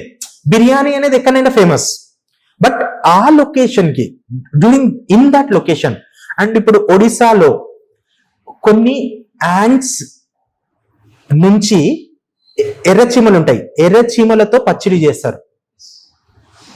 ట్రూ, చీమల పచ్చడి. And that got GI tag. So ఆ యూనిక్నెస్ అనేది ఉండాలి, ఆ బ్లెండ్ ఆఫ్ యూనిక్నెస్ అనేది ఉండాలి.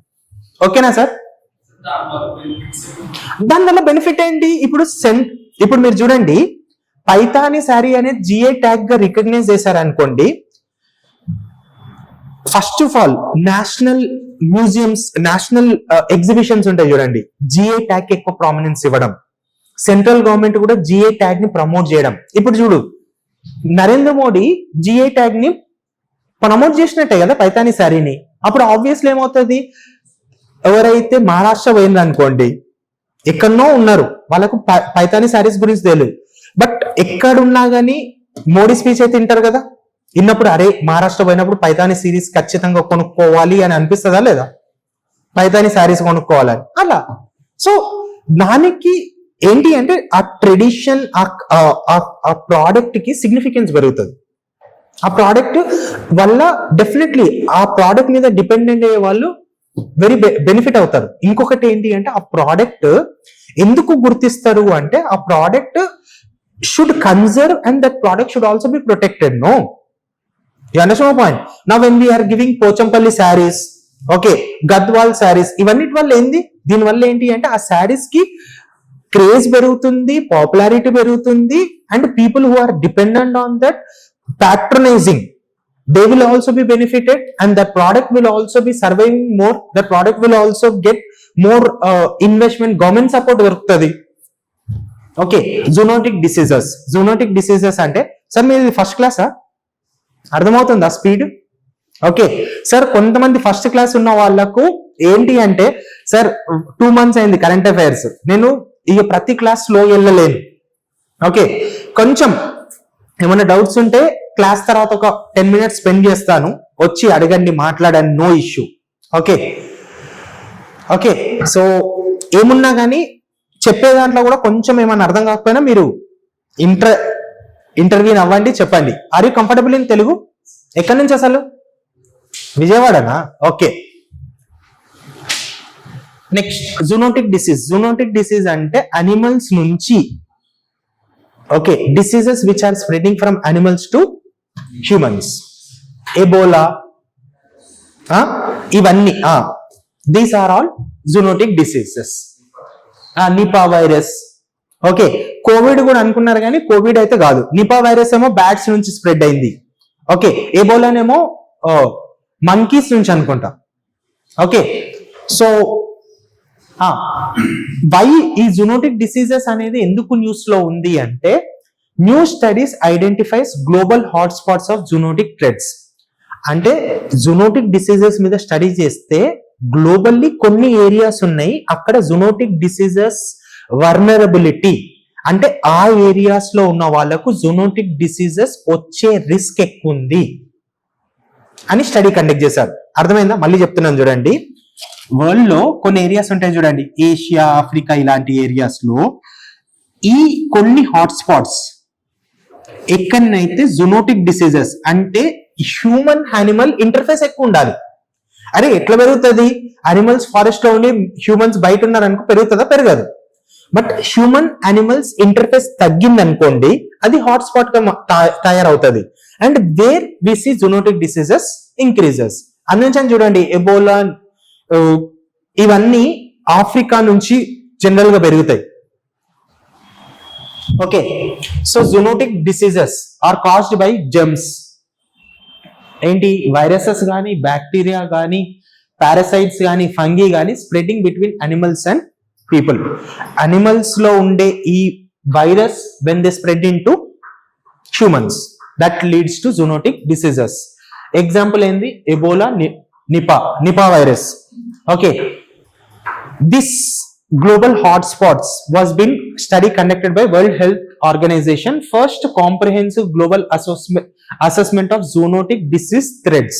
And geographically a area is having more threats.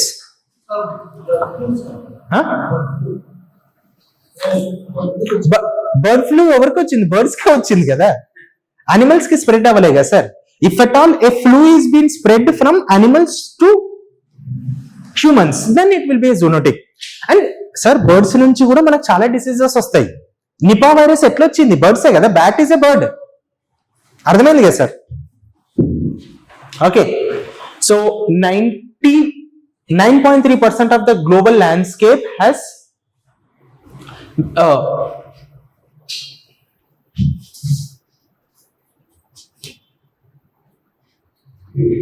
High, very high అంటే రిస్క్ ఎక్కువ ఉంది అనమాట. తర్వాత 6.3 are very high and 3% risk of out breeds. So మేజర్గా ఏంది అంటే ఏ రీజన్ లో ఎక్కువ రిస్క్ ఎక్కువ ఉంది అంటే Latin America and Oceania countries. Okay, Latin America countries and Oceania countries have 18.6%. Next Asia have 6.9%. Next Africa has 5.2%. Very interesting thing ఏంటి అంటే before this survey everyone thought that Africa had more risk. Okay, more than Asia Africa had high risk అని అన్నారు. Okay, so now you understood. So tomorrow this might be a prospective questions. Which of the following is a hot spot for zoonotic diseases? So it is Oceania countries and Latin America. Next Asia and Africa. 3% of world's population lives in high and very high zones. 20% lives in medium risk areas. Drivers అంటే man made reasons వల్ల zoonotic diseases ఎలా spread అవుతుంది? Anthropogenic reasons అంటే ఏంటి? Man made reasons. Climatic factors. Disease risk spikes in warmer climates. When the temperature is becoming warmer అంటే global warming పెరుగుతుంది చూడండి, automatically the chance of zoonotic. Sir ఏమవుతుందంటే ఎప్పుడైనా చూడండి హార్ష్ క్లైమేట్స్ లో వైరసెస్ వోంట్ సర్వైవ్. మీరు చూడండి అందుంచని when we move from ice age to so many viruses emerged. ఎందుకంటే those viruses were living in ice అలా. సో వార్మర్ కండిషన్స్ వల్ల డిసీజ్ స్పైక్ అయ్యే ఛాన్సెస్ ఎక్కువ ఉన్నాయి అని చెప్తున్నారు. అర్థమైంది కదా? Is it clear? Disease risk spikes in warmer climates. So in warmer climates disease chances of diseases are more. What is that diseases? Zoonotic diseases. Next, water deficit increases. Water deficit increases human animal conflict. Simple point sir. చెరువు ఉంది, చెరువు cut side ఏమో forest ఉంది, చెరువు kit side ఏమో మనుషులు ఉన్నారు, చెరువు ష్రింక్ అవుతా ఉంది. ఏమైతుంది? హ్యూమన్ యానిమల్ ఇంటర్ఫేస్ పెరుగుతుందా లేదా? When human animal interface increases. ఇప్పుడు మీరు చూడండి, why do you think that in many, this is very unfortunate but this is happening. Why do you think that in many government schools children are dying out of snake bites? ఎందుకంటే పోయి forest నువ్వు school కడుతున్నావు place లేక, and snakes are entering into hostels. This is happening. So obviously when human animal interface పెరిగేసరికి ఏమవుతుంది? Zoonotic diseases spread అవుతాయి. That is what I'm saying. Water deficit. Animals also need water. When water is shrinking, animals will come close to water. Humans will come close to water. Human contact increases. Okay. Environmental and land use factors. High livestock density increases. And a simple point. If మీరు చూడండి, మన Bengaluru friends ఎప్పుడు అదేంది Ravi's kitchen కి వెళ్ళంగానే కనిపిస్తారనమాట. They are enjoying their dinner. So ఇప్పుడు మీరు చూడండి, అంటే వాళ్ళని కాదు, everyone weekly twice chicken ఉండాలి. Okay, weekly twice we want chicken. For me I need weekly thrice. Okay, point ఏంటి అంటే when you want this chicken, livestock growth పెంచాలా లేదా? When your livestock density is increasing, మనం అన్నట్టు bird flu లాంటివి పెరుగుతాయి. some flus might not be transmitted to humans, but if at all there is a strong strain, ఆ strong strain birds నుంచి animals కి వచ్చింది అనుకోండి, బర్డ్స్ నుంచి హ్యూమన్స్ కి వచ్చింది అనుకోండి, now don't you think this will also be there? So high livestock density increases spillover risks. అందుకని చూడండి, మీరు కోళ్ళ ఫారం పెట్టాలి అంటే ఊరవతలనే పెట్టమంటారు, ఊర్లో పెట్టనియరు. వాళ్ళ సొంత ల్యాండ్ అయినా మీరు అదేంటి లైఫ్ స్టాక్ ఫామ్ పెట్టుకోవాలి అని ఒప్పుకోరు, పిగ్ ఫామ్ పెట్టుకోవాలని ఒప్పుకోరు. క్యాటిల్ కూడా మన పేరే అంటాం కదా, దొడ్లో ఉండాలి అంటే out side. Land use change and forest proximity increases outbreak livelihood. Simple point, మీరు పోయి ఫారెస్ట్ లోనే ఇల్లు కట్టుకుంటున్నారు, నేచర్ లివింగ్ అని, మెల్లగా నేచర్ చూసి కాటేస్తుంది. Okay, so policy recommendations. So climate adaptation, you have to adapt to the changing climates and necessarily take. Okay, adaptation అంటే simple point, mitigation కి అడాప్టేషన్ కి ఏంది అంటే జరగకుండా చూడడం మిటిగేషన్. అడాప్టేషన్ అంటే definitely we are living with forest, majority of the people are living in forest. All you have to do is, you know you are living in forest, you know there is a proximity of animals in your life, you are living with animals. Pet lovers ఎక్కువ ఉన్నారు. Okay, ఏం చేయాలి? మీ కుక్క మిమ్మల్ని గడిచినా గానీ rabies రావద్దు అంటే ఏం చేయాలి? కుక్కకు వ్యాక్సిన్ వేసుకోవాలి, అంతేనా కదా? సో అదే, you have to take proper adaptation measures. అంటే research should be done, whatever humans are prone to whatever zoonotic diseases, you have to do and you have to take necessary precautions. Okay, strengthening health systems should be strengthened. Machine learning, using machine learning to identify and prioritize surveillance, అంటే technology use చేసుకొని surveillance చేయాలి. అంటే simple point, ఈ ఏరియాలో this animal is having some new diseases emerging, అలాంటి diseases ఇంకా animal కి ఎక్కడన్నా వచ్చిందా, that way you have to collect data and you have to do surveillance. Cross sector collaboration means you have to collaborate with different sector. It is not only health sector anymore, it have to be collaborated with other sectors also. Forest department తో coordinate చేయాల్సిందే కదా. Okay sir, exactly. Prime minister of India visited Maldives. So తాత వాళ్ళ flag hoisting కి వెళ్ళిపోయింది. 60th independence of Maldives. Why it is very much important? ఇంతకుముందు Maldives కి ఇండియాకు రిలేషన్స్ సరిగ్గా లేవు. ఓకే, మాల్దీవ్స్ ఎక్కువ చేసింది అనమాట. ఏంది?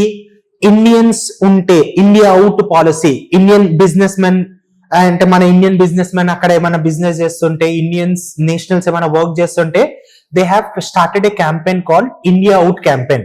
ఇండియన్స్ ఎవరు వర్క్ చేయొద్దు, ఇండియన్స్ వెళ్ళిపోవాలి అనే క్యాంపెయిన్ స్టార్ట్ చేసిండ్రు. ఇప్పుడు బుద్ధి వచ్చింది, తర్వాత తాతను పిలిచిర్రు. ఏం లేదు, ఇండియా అవుట్ పాలసీ అనగానే నరేంద్ర మోడీ ఏం అనౌన్స్ చేసిందంటే, మాల్దీవ్స్ లో ఈ అటాల్స్, కోరల్స్, ఇవి మరి కోస్టల్ టూరిజం అనేది ఎక్కువ ఉంది. అంటే అదేంది, బీచెస్, స్కూబా డైవింగ్, ప్లస్ ఇంకోటి ఏంటంటే మాల్దీవ్స్ టూరిజం చూస్తారు చూడండి, ఆ బీచ్ రిసార్ట్స్ ఇవన్నీ ఎక్కువ ఉన్నాయి. మనోళ్ళు ఏంది అంటే ఓకే అలసిపోయారు, okay, so you want to chill out, so మాల్దీవ్స్కి వెళ్తున్నారు. అండ్ ఇంకొకటి ఏంటంటే సెలబ్రిటీ పోయింది అనుకోండి, సెలబ్రిటీతో ఇంకా 10 మంది పోవాల్సిందే. సార్ ఈ మధ్యలో ఏమైపోయింది అంటే, people are less into savings, people are more into enjoying. So ఎవరైనా సెలబ్రిటీ పోయింది అనుకోండి, వాళ్ళ వెనుక 10 మంది పోవాల్సిందే. సో తాత ఏం చేసిండు, ఇండియా అవుట్ పాలసీ అనగానే తాత ఏం చేసిండు, కొన్ని ఏరియాస్ ఇండియాలో సెలెక్ట్ చేసిండు, ఇక్కడ మేము బీచ్ రిసార్ట్స్ కడతాము అని చెప్పిండు. లక్షద్వీప్ ఇలాంటి ఏరియాస్ లో. ఏం మాల్దీవ్స్ కి బుద్ధి వచ్చింది, అయ్యా మీకు దండం పెడతా. ఎందుకంటే Maldives major economic growth sector is tourism. Tourism sector లో 20% ఇండియన్సే వస్తారు. మనోళ్ళే పోయి ఆడ తిని ఎంజాయ్ చేసి, ఓకే తెలుగులో చెప్పలేను, తిని ఎంజాయ్ చేసి వస్తున్నారు వాళ్ళు. ఓకే, సో అట్లాంటప్పుడు నువ్వు ఇండియా అవుట్ పాలసీ అంటే ఇండియన్స్ ఏమో బిజినెస్ చేసుకోవద్దు కానీ ఇండియన్ టూరిస్టులు కావాలా అని Indian government has given, official గా కూడా అనౌన్స్ చేయలేదు, ఇండైరెక్ట్ గా కన్వే చేసింది. దానికే tourism of Maldives got impacted. బుద్ధి వచ్చింది, వాళ్ళ ఎకనామీ షేక్ అయింది when Indians are not visiting Maldives. So బుద్ధి వచ్చి, బాబు నువ్వు మా కంట్రీకి రా, okay, because our tourism is been affected when Indians are not coming to Maldives. So that is the reason. And ఇంకోటి ఏంటంటే ఇంతకుముందు మాల్దీవ్స్ చైనాని చూసుకొని ఎక్కువ చేసింది. Okay, so these are all the different factors. Prime Minister's visit is a significant as it is the first since bilateral ties were strained out by India Out campaign. Okay. ఇగో Maldives ఎక్కడ ఉంది? ఇగో ఇక్కడ ఉంది.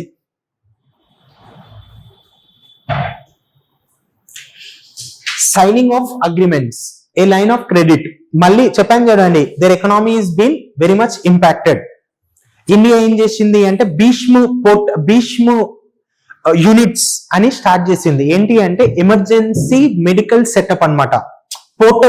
పోర్టా cabins అని ఉంటాయి చూడండి, అంటే లైక్ ఇమీడియట్ గా మీరు యూనిట్స్ ఎట్లా ఉంటాయి అంటే ఎమర్జెన్సీ మెడికేషన్స్ కానీ ఆక్సిజన్ కానీ ఇవన్నీ సర్జరీ చేయడానికి నెసెసరీ నీడ్స్ ఫస్ట్ ఎయిడ్ ఇవ్వడానికి ఒక కేబుల్, అంటే ఇప్పుడు మీరు ట్రెక్కింగ్ చేసేటప్పుడు పోతారు చూడండి, టెంట్ వేసుకుంటారు చూడండి,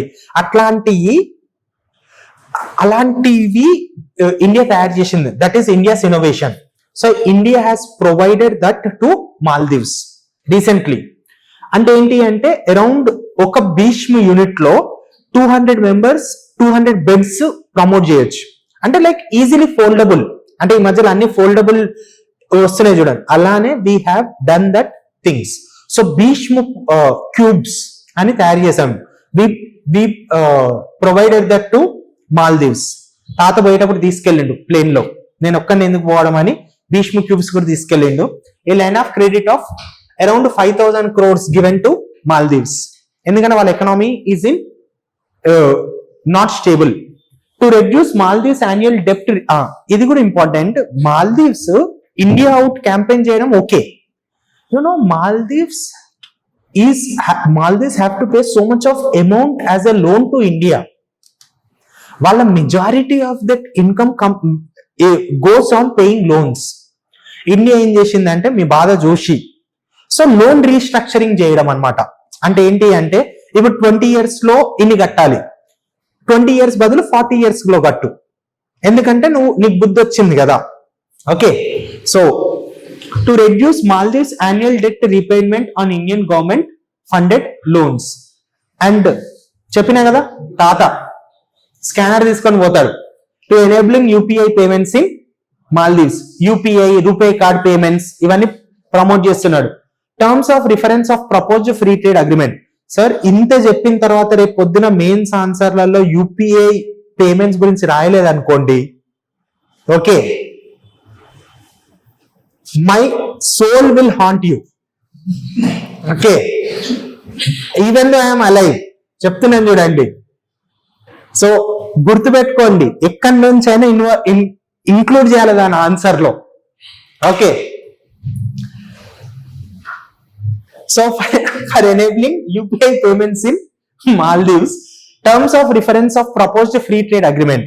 అండ్ నౌ వీఆర్ ఇంకా ఫ్రీ ట్రేడ్ అగ్రిమెంట్ సైన్ అవ్వలేదు, we have intensified free trade agreement. In the near future we will be signing free trade agreement with Maldives. Okay, 6 MOUs were exchanged in the fields of fisheries and aquaculture, meteorology and digital public infrastructure, UPI and India Pharmacopedia. Okay, social housing units, okay, credit facility ఇచ్చి promote చేసాం social housing. 2 ఆరోగ్య మైత్రి health cubes, అదే భీష్మ అని చెప్పాను చూడండి, health cubes అవి కూడా ఇచ్చినాం 2. ఎమర్జెన్సీగా మీకు ఎప్పుడైనా వస్తే portable you can use it. Significance of Maldives. Why Maldives is very much important is geopolitical significance. నేను చెప్పాను చూడండి, ఇండియన్ ఓషన్ రీజియన్ లో హెజిమాన్ ఎవరు? India. And you know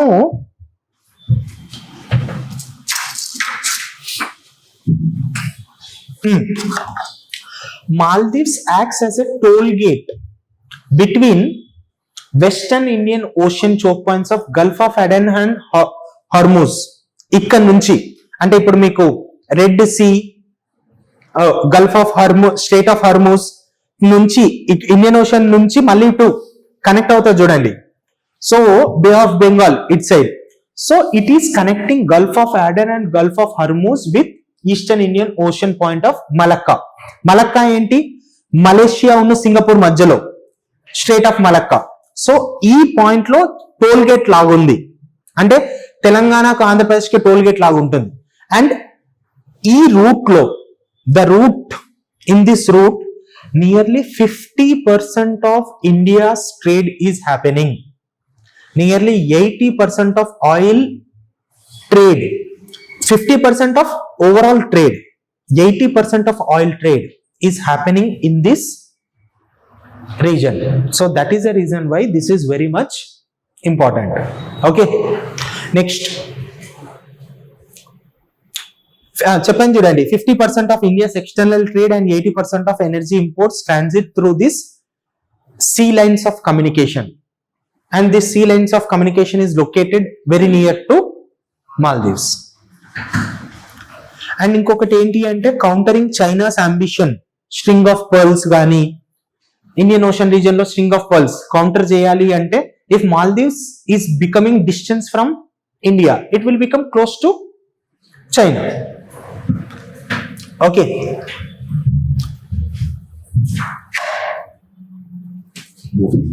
8.7 magnitude earthquake triggers tsunami alerts in Japan. Okay, ఇగో ఇక్కడ ఈ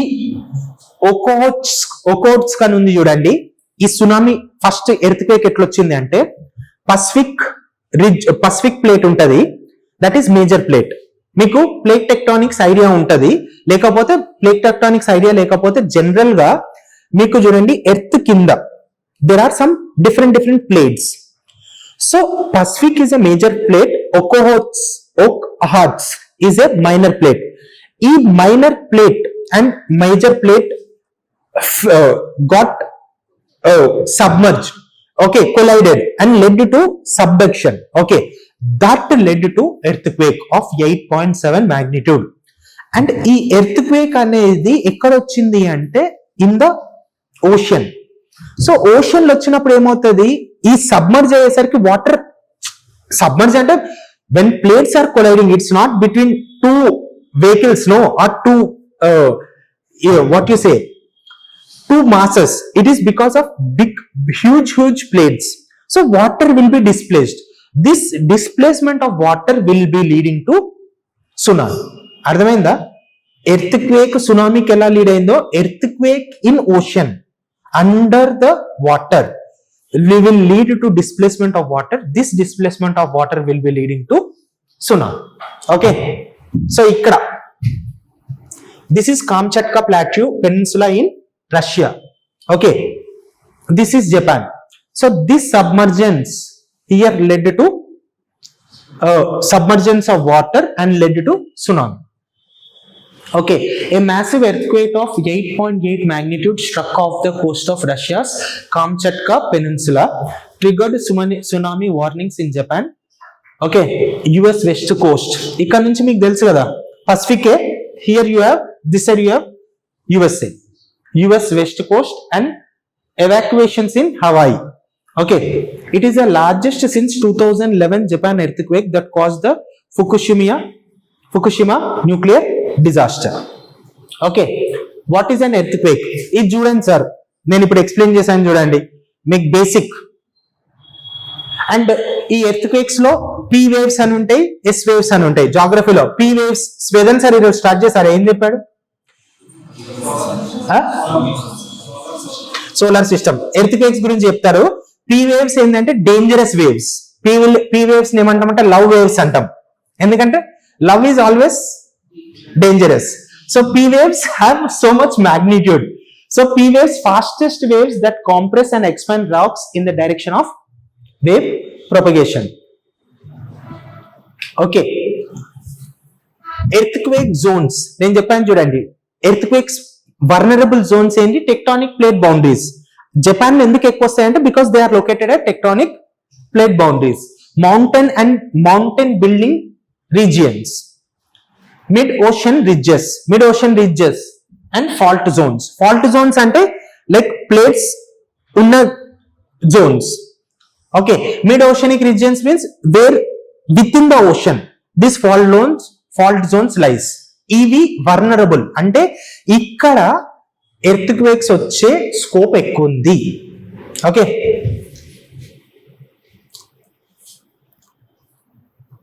Tsunami is a series of sea waves caused by the displacement of large volume of water, typically due to underground earthquake. ఇవి ఎక్కడెక్కడ causes of tsunami మీరు చూడండి,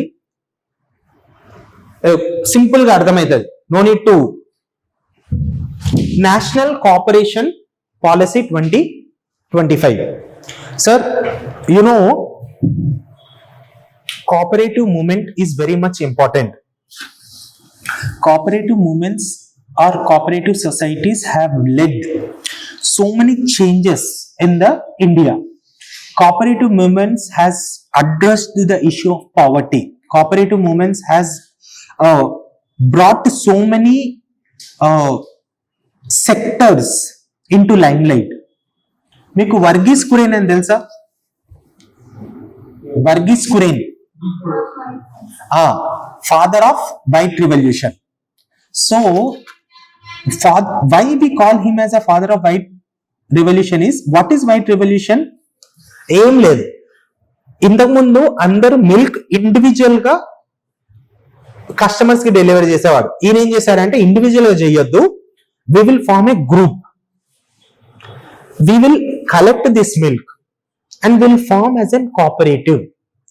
and through that cooperative movement ఏమవుతుంది అంటే వాళ్ళు ఏం చేశారు అంటే ఎక్సెస్ మిల్క్ ఉంటే ప్రాసెస్ చేయడము, ప్లస్ ఆ మిల్క్ ని స్టోర్ చేసి కొంచెం పాస్చరైజ్ చేయడం, దాంతోని they have created white revolution whereby many dairy farmers got benefited. So cooperative movement in India, cooperative societies of India has a so much impact on India, on Indians and Indian economy. So considering this, national government has started a new policy called National Cooperation Policy 2025.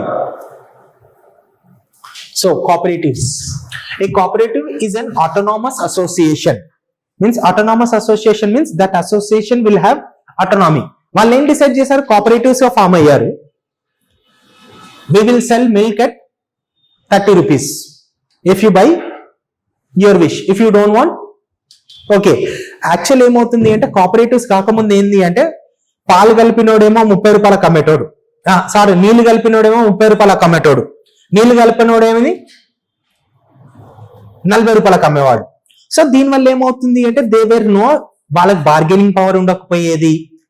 Okay, and కొన్నిసార్లు ఏంటి అంటే అదేంటి అంటే storage facility లేకపోవడం వల్ల general గా కొన్ని milk when there is a proper cold storage facility, automatically you see productivity.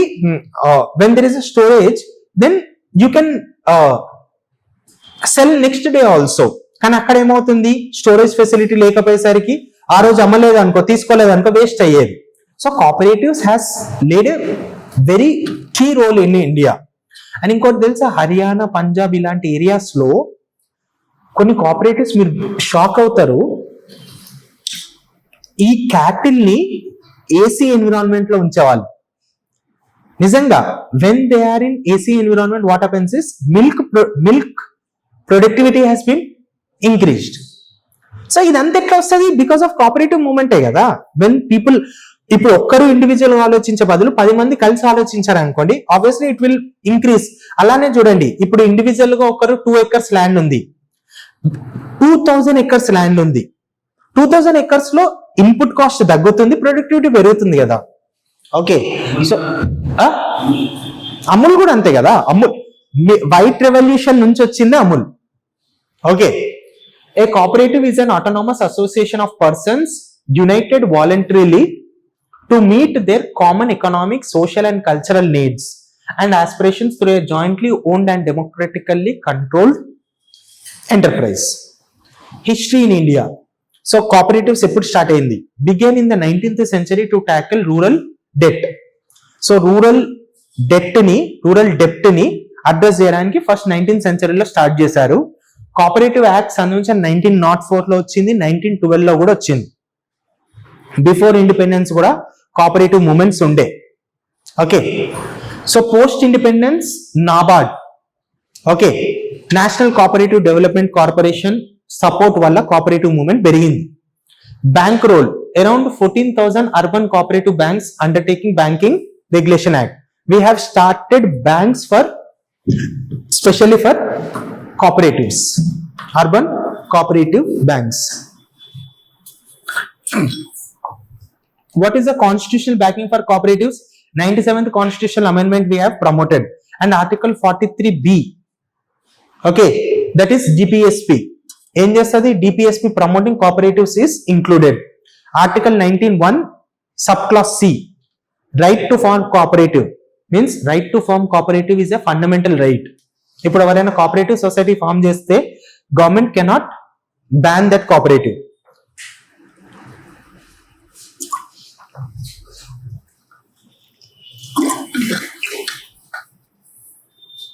Okay, and this cooperative society is included in part 9B. okay,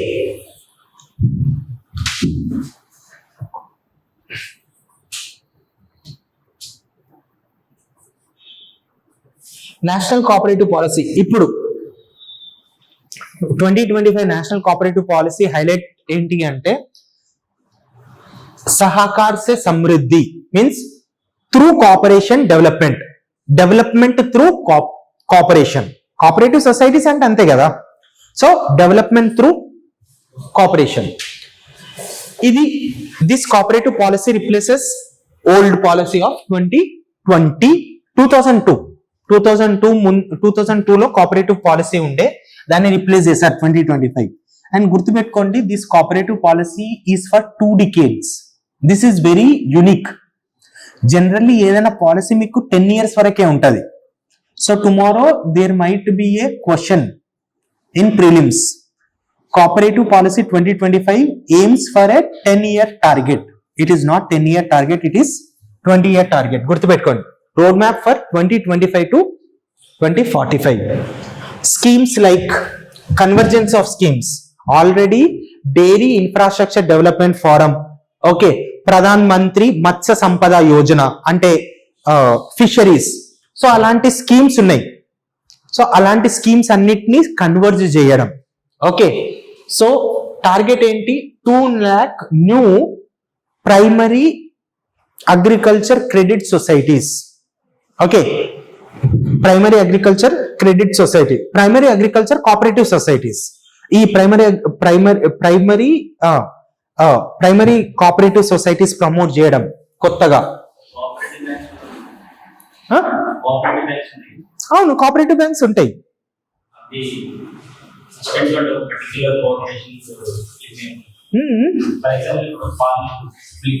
అవును అవును,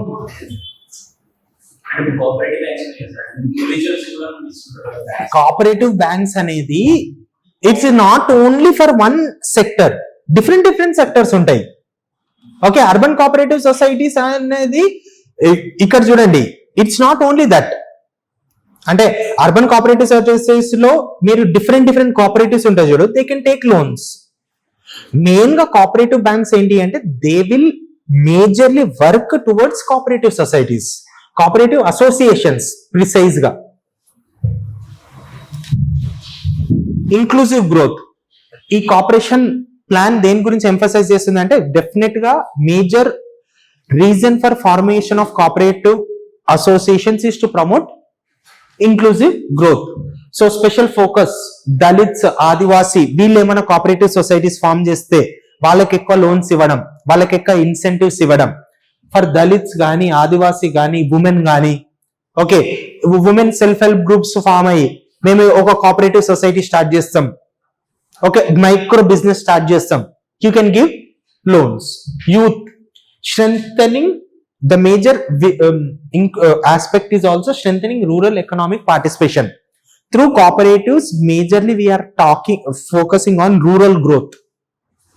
Okay, diversification and education. అనుంచని చూడండి, ఊర్లలో అందరు కలిసి ఏదో ఒక సంఘంలో ఉంటూనే ఉంటారు. ఓకే, చిట్టీలు వాడుతూనే ఉంటారు, చిట్టీలు వేసుకుంటూనే ఉంటారు. Okay, diversification and education. We want to expand this cooperative society into 25 sectors. అంటే డైరీ కానీ, ఫిషరీస్ కానీ, ఫుడ్ గ్రెయిన్ ప్రొక్యూర్మెంట్ కానీ.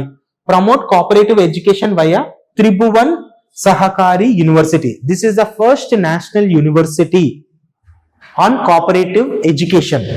అంటే కోఆపరేటివ్స్ ని ఎట్లా ప్రమోట్ చేయాలి, కొత్త ఇన్నోవేషన్స్ ఎలా తీసుకురావాలి అనేది గుజరాత్ లో first national university on cooperatives. What is that?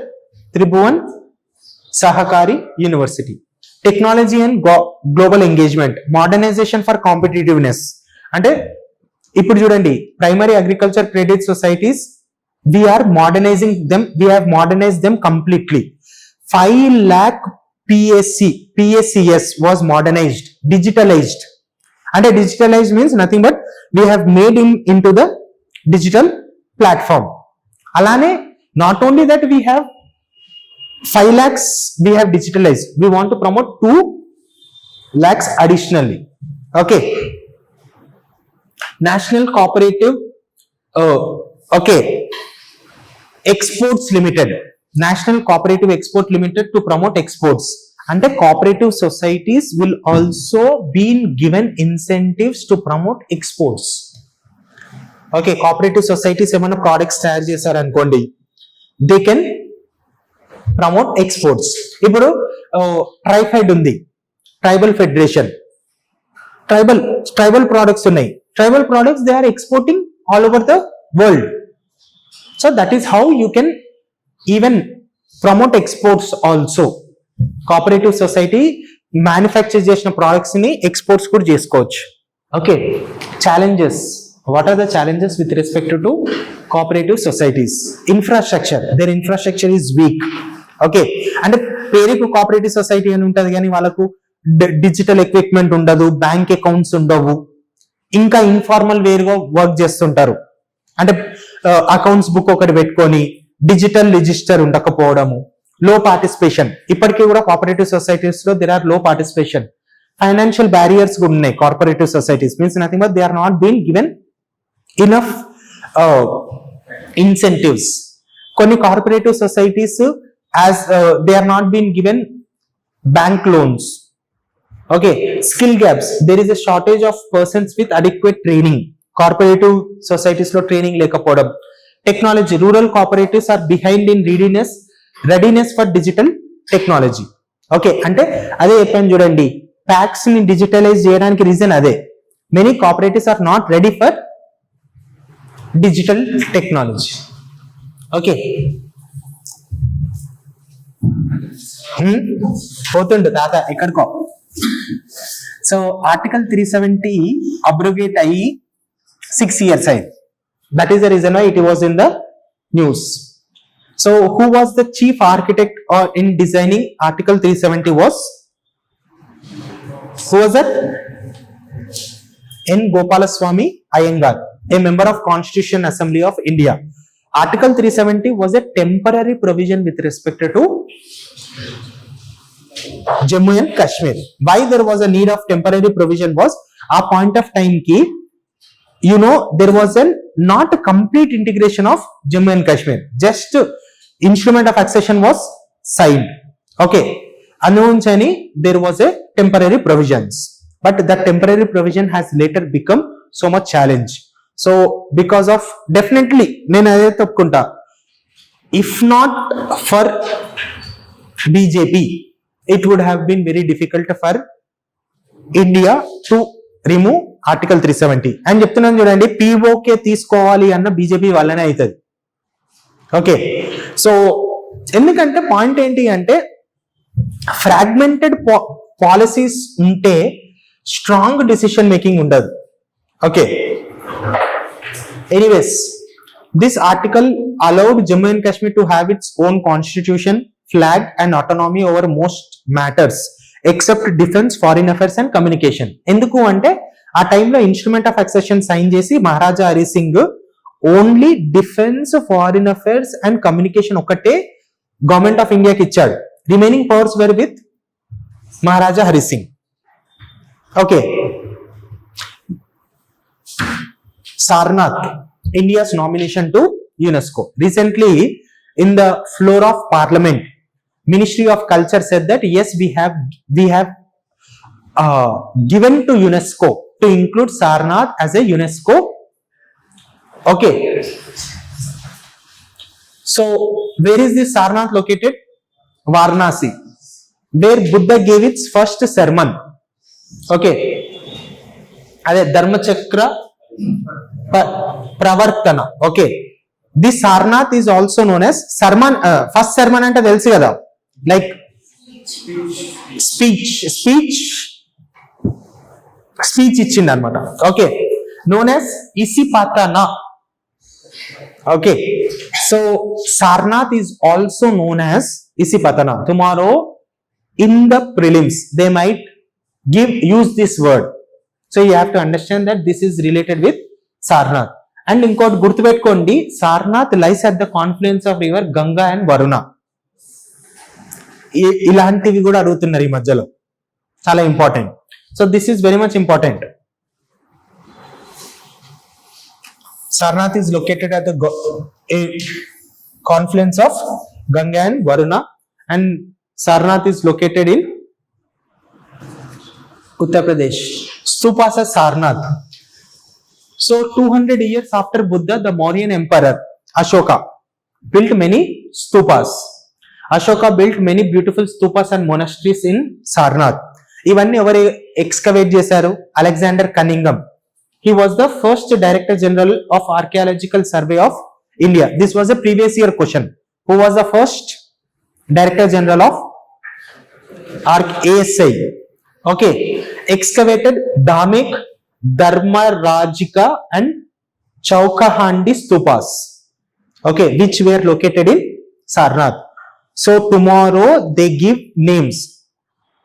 Where are these stupas located? What is that? Dhamek, Dharmarajika and Chaukahandi stupas are located in Sarnath. Who excavated this? Cunningham. Okay, why Sarnath stupas are very much important? Because state emblem of India is taken from Sarnath. ఒకటి గుర్తుపెట్టుకోవాల్సింది ఏంటంటే we have taken from Sarnath. Anyways, ఇక్కడ చదవండి. Before reading this, ఇది ఉంది చూడండి, దీన్ని lotus capital అంటాం.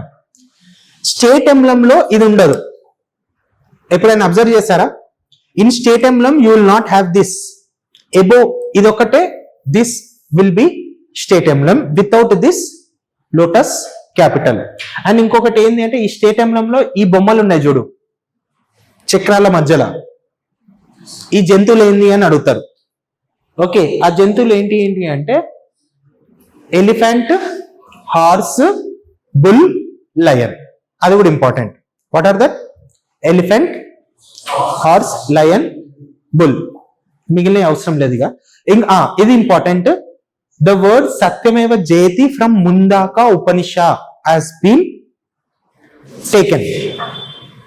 What is Satyameva Jayati అనేది తెలుసు, truth alone trumps. ఓకే, ఎక్కడి నుంచి తీసుకున్నారు? ముందాకా ఉపనిషద్.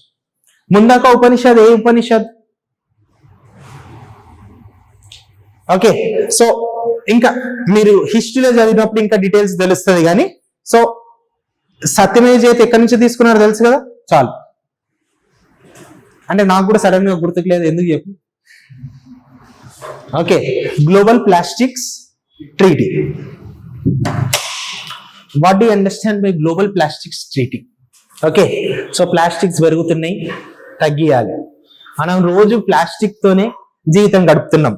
ఇదిగో ప్లాస్టిక్ చైర్, ప్లాస్టిక్ పెన్లు, ప్లాస్టిక్ పెన్సిల్. సి ప్రాబ్లం ఏంటి అంటే degradable plastic, non-degradable plastics. So we are not focusing on cyclical economy of plastic. Means nothing but we are not manufacturing the plastics which are reusable and recyclable.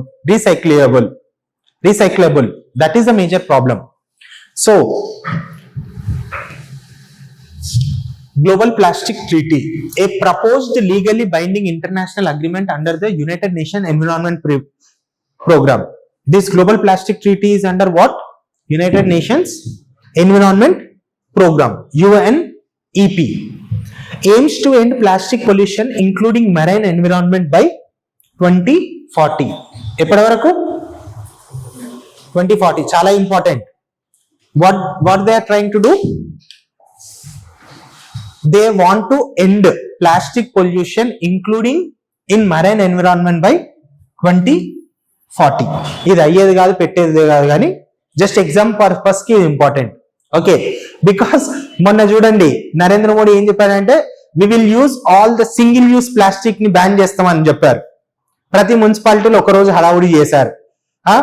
చిన్న చిన్న కూరగాయల షాపులలో అందరి దగ్గరికి వెళ్ళి plastic కవర్లు అన్ని తీసుకుపోయారు. మళ్ళీ నెక్స్ట్ డే వచ్చి మళ్ళీ వాళ్ళే వంచారు. Okay, so first mandated by United Nations Environment Agency in Nairobi. First this idea was given by United Nations Environment Agency in Nairobi. So officially called International Legally Binding Instrument on Plastic Pollution including in the marine environment. Okay, what is this Global Plastic Treaty? అర్థమైంది కదా? Okay, address chemical additives, curb single use plastic తెలిసిందే. Reduce plastic production, అసలు ప్రొడక్షనే జరగొద్దు. And single use plastic అయితే అసలు ఉండదు. Single use plastic అంటే ఆ parts అది ఉంటుంది చూడండి, recyclable. Okay, either it should be recyclable or it should be used. Okay, promote circular economy means nothing but encourage reuse and recycling. Water plastics, plastics or polymers, monomers నుంచి plastics తయారైతాయి. Okay, India generates, ఇది చూడండి చదివితే తెలిసిపోతుంది. Okay, biofortified potatoes. Okay, so fortification అంటే see point ఏంటి అంటే India is majorly suffering with malnourishment. To address this malnourishment what we are doing is that diet which we consume, we are fortifying this diet by minerals or vitamins, mainly vitamins. That is what is fortification. Now we are doing this biofortification of potato. What is that? Biofortified potatoes enriched with iron. అంటే potatoes ni we are enriching this potato with iron. Tomorrow you eat that potato you will get iron. Iron వచ్చింది అంటే ఏంది? Haemoglobin పెరుగుతుంది. Haemoglobin పెరుగుతుంది, blood పెరుగుతుంది. అంతేనా? Okay, iron supplements ఎందుకు ఇస్తారు? When your blood level is low. So ఆలుగడ్డలు తిని రక్తం పెంచుకోండి అని చెప్తున్నారు. అంతేనా? Okay, so biofortified potatoes enriched with iron are set to be introduced in Indian markets as announced by the Director General of International Potato Center. Potato Center ekkadundi? Peru. Okay, and ante announce చేశారు మేము ఇండియాలో introduce చేస్తామని. Indian council of agriculture research, okay, Pusa అనే institute ఉంటుంది, that have to certify it. Okay, what is biofortification? Biofortification is a process of breeding crops to naturally contain higher levels of essential nutrients. అర్థమవుతుంది కదా? You are growing that crops, making sure that because of that crop the vegetable or the grain cereals which you get will be naturally be rich in those what you say vitamins or minerals. Okay, ఇప్పుడు చూడండి golden rice లో vitamin A, iron rich millets which are rich in iron. ఇప్పుడు ఏమవుతుంది, ఇది allow when we are allowing it bio fortification of potato, you will have iron rich potatoes. So అప్పుడు French fries తిన్నా ఏం కాదు. Okay, zinc fortified wheat. Okay, zinc fortified wheat. French fries తినండి, Trump లాగా Gandi, problem ఏం లేదు. Trump లాగా behave చేయకండి, అది problem. Okay, fortification. What are the pros, advantage, cost effective, high performing, nutritional security. Cons ఏంటి అంటే, ఇప్పుడు మీరు ఇంట్రొడ్యూస్ చేద్దాం అనుకుంటున్నారు, is our climate conducive to it, will that cross be adaptable to that? Because of that crop some other challenges might not arise, that should be seen. And ఇంకొకటి ఏంటి అంటే, bio fortified products కి చాలా తక్కువ awareness ఉంది. మీరు కూడా చూడండి, ఇప్పుడు మనం అదేంటి అంటే, మనల్ని ఎట్లా చూస్తారంటే, తక్కువకి ఏదొస్తుందో చూస్తారు, కొంచెం డబ్బులు ఎక్కువ పెరుగుతున్నాయి దానికి న్యూట్రిషనల్ బెనిఫిట్స్ ఉన్నాయంటే చూడరు. మన న్యూట్రిషన్స్ తో సంబంధమే లేదు. So we have less awareness, market incentives తక్కువ ఉన్నాయి. Okay, and integration challenges, not able to integrate with market and integrate into the economy. Okay,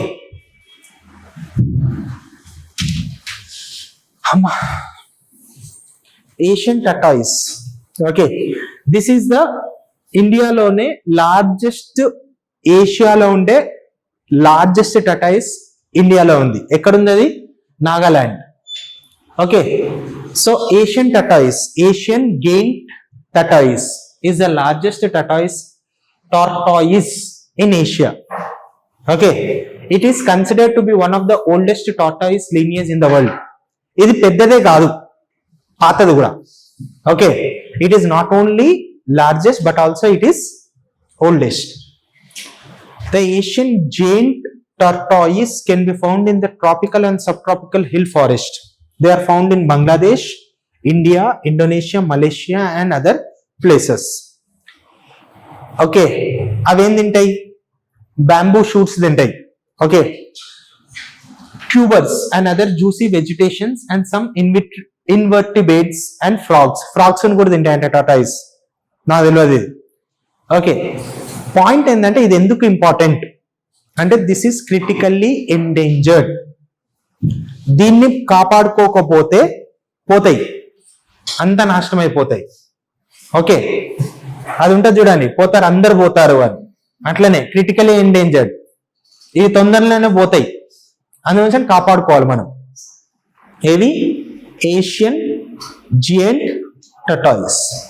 okay, critically endangered. అగో క్యూట్ ఉందిలే.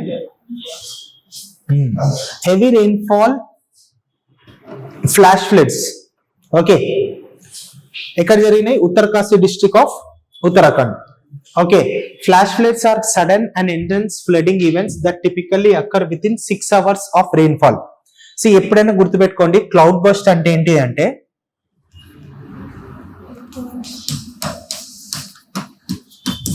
100 millimeters of rainfall which is happening in short time, precisely in 1 hour, then that will be leading into cloud burst. Okay, అర్థమైందా? So within 6 hours of rainfall or another trigger, they are fast moving and highly destructive. Once what happens is that rainfall will be subsiding or will be moving the landmass down the hill. And ఇంకోటి ఏంటంటే, ఉత్తరాఖండ్ లో నేను చెప్తున్నాను చూడండి, once I was also victim of that. Okay, ఒకసారి పోయి మొత్తం 15 రోజులు I went to valley of flowers, అక్కడ ల్యాండ్ స్లైడ్స్ జరుగుతున్నాయి. ఓకే, ఏదో కాలేజ్ లో 3rd year ఉన్నప్పుడు ఎక్స్పెరిమెంట్ కిందికి పోయినాం, లైఫ్ ఎక్స్పెరిమెంట్ అయిపోయింది అడిగి పోయినాక. ఓకే, సో ల్యాండ్ స్లైడ్స్ జరిగినాయి, మొత్తం దూల తీరిపోయింది, ఆ కొండలన్నీ దిగి రావడం. 9 days కంప్లీట్, మార్నింగ్ పొద్దున్న లేవడం, వాకింగ్ చేసుకుంటూ కిందికి రావడం. ఎందుకంటే ల్యాండ్ స్లైడ్ జరుగుతున్న వెహికల్స్ పోవు, నడుచుకుంటూ రావాలి. ఇంకో 20 రోజులలో పోకపోతే ఫైనల్ ఎగ్జామ్స్ మిస్ అవుతాయి. సో ఇంకొకటి ఏంటి అంటే, అన్ప్లాన్డ్ కన్స్ట్రక్షన్, ఆంథ్రోపోజెనిక్ ఫ్యాక్టర్స్ ఎక్కువ ఉన్నాయి. ఎకలాజికల్ సెన్సిటివ్ ఏరియాస్ లో you should not construct heavy buildings, dams and all. Okay, caused by short duration intense rainfall often from cloud burst. Cloud burst అంటే ఏందో చెప్పాను కదా, 100 mm of rainfall within short period of 1 hour. Okay, can also occur due to dam breaks, overflowing glacial lakes. Glacial lakes ఉంటాయి చూడండి, అవి overflow. Main గా మీరు చూడండి ల్యాండ్ స్లైడ్స్ అనే 2 రీజన్స్ వల్ల జరుగుతాయి. ఒకటి ఏంటంటే క్లౌడ్ బస్ట్, ఇంకోటి ఏంటంటే ఓవర్ఫ్లోయింగ్ ఆఫ్ గ్లేషియల్ లేక్స్. ఇవి రెండు మెయిన్. ఈ డ్యామ్ బ్రేక్స్ అనేది that is not that easy. Okay, India is the second worst flood affected country globally after Bangladesh. Okay, Bangladesh లో ఫ్లడ్ విక్టిమ్స్ ఎక్కువనే ఉంటారు. తర్వాత India accounts for 20% of global flood related deaths. Okay, flood వల్ల చనిపోయే వాళ్ళల్లో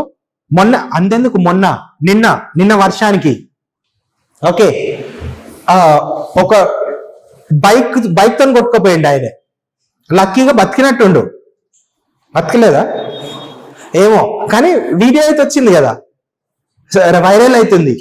మొన్న జరిగిన 2-3 hours వర్షానికి. ఓకే, ఫ్లడ్స్ సార్ ఇండియాలో ప్రాణానికి వాల్యూ లేదు. నేను చెప్తున్నా చూడండి, 10 నిమిషాలు లేటు పోయినా ఏం కాదు అని ఎవరు ఆలోచించారు. ఓకే, వాడు పోతూనే ఉంటాడు, నిన్ను గుద్దుకుంటూనే పోతాడు, వాడు సారీ కూడా చెప్పాడు. Okay, 75% of Indian rainfall occurs in just 4 monsoon months. 40 million hectares of land is flood prone ఇండియాలో. ఓకే, ఈ ఫ్యాక్టర్స్ చూడండి క్లియర్ గా అర్థమవుతుంది. But repo rate,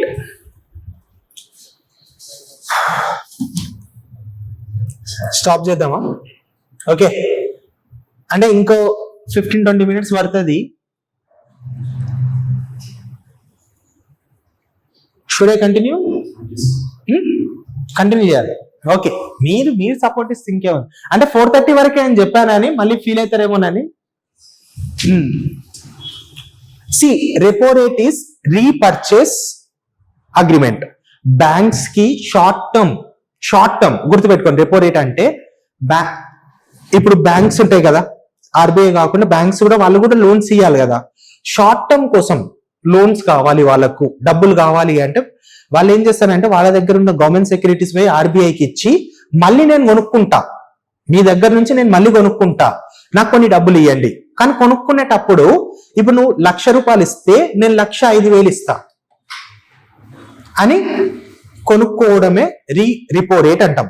the rate at which, ఇప్పుడు చెప్పిన చూడండి, మళ్ళీ చెప్తాను చూడండి. రిపో రేట్ అంటే ఆర్బీఐ ఉంటది కదా, డిఫరెంట్ బ్యాంక్స్ ఉంటాయి కదా, బ్యాంకుకి ఖర్చులు ఉన్నాయి. షార్ట్ టర్మ్ తక్కువ డ్యూరేషన్ లో కావాలి, దానికి తెలుసు మళ్ళీ వేరే వాళ్ళు పేమెంట్ చేస్తారు, వస్తాయి డబ్బులు అని. ఈ షార్ట్ టర్మ్ లోన్స్ కావాలి అన్నప్పుడు బ్యాంకు పోయి ఆర్బీఐని అడుగుతుంది.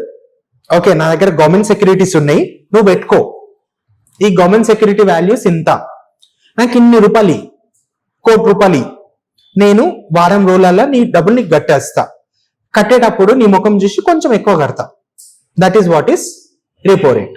Okay, repo rate, it helps banks meet short-term liquidity needs by borrowing funds. Okay, banks provide securities as collateral and agree to repurchase them later at higher price. Okay, higher repo rate. ఇప్పుడు repo rate ఎక్కువ ఉంది అనుకోండి, simple గా sir what is the purpose of repo rate is, in India inflation is managed through repo rate. ఇప్పుడు చూడండి, when banks are getting loans from RBI at lower interest, banks will also give loans to the customers at lower interest. When people are having more money, economy will be, money supply పెరుగుతుంది, economy will also run smoothly. But if there is so much liquidity in the market, RBI ఏం చేస్తారు, tight చేస్తారు. RBI tight చేస్తే ఏమవుతుంది, banks will get loans at costly. Banks will not give cheap loans, banks will give hard loans, then money circulation will be reduced. So repo rate, reverse repo rate, bank rate, MSF, statutory liquidity ratio, ఇవన్నీ ఉంటాయి. Through this banks manage, RBI manage this short term borrowings and inflation and all. Majorly it is through repo rate. In central bank ఏం చేస్తుంది అంటే from long time it is maintaining status quo with respect to repo rate. So దానివల్ల ఏమవుతుంది అంటే our economy is becoming stabilized. People are able to get loans easily. Okay, ఇప్పుడు చూడండి, higher repo rate ఉంటే costlier loans for banks, higher interest rates for consumers and business, slower borrowings and spending.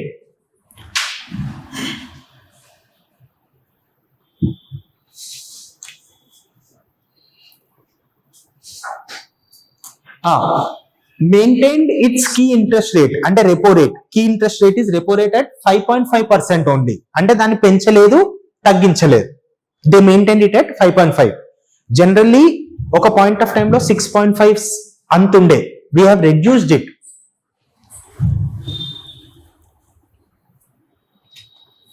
India's first conventional quasi-ballistic missile. What is that? Pralay 6 from Odisha. Quasi enti ante it is a mix of ballistic and cruise. See, what is the difference between ballistic and cruise is, once you fire a ballistic missiles, a ballistic missile em chestadi ante it will be targeting that destination. Mid path lo you cannot change the trajectory, but cruise missile you can cruise the missile. Ante cruise ante you can okay, so that Pralay missile has both the features. Okay, first ballistic missiles ki cruise missiles ki difference chudandi. Flight path travels in a projectile motion, ade cheppanu chudandi. Once you shot from here, this is a target, this is a projectile motion. Okay, if the target changed, it cannot change it trajectory. Okay, travels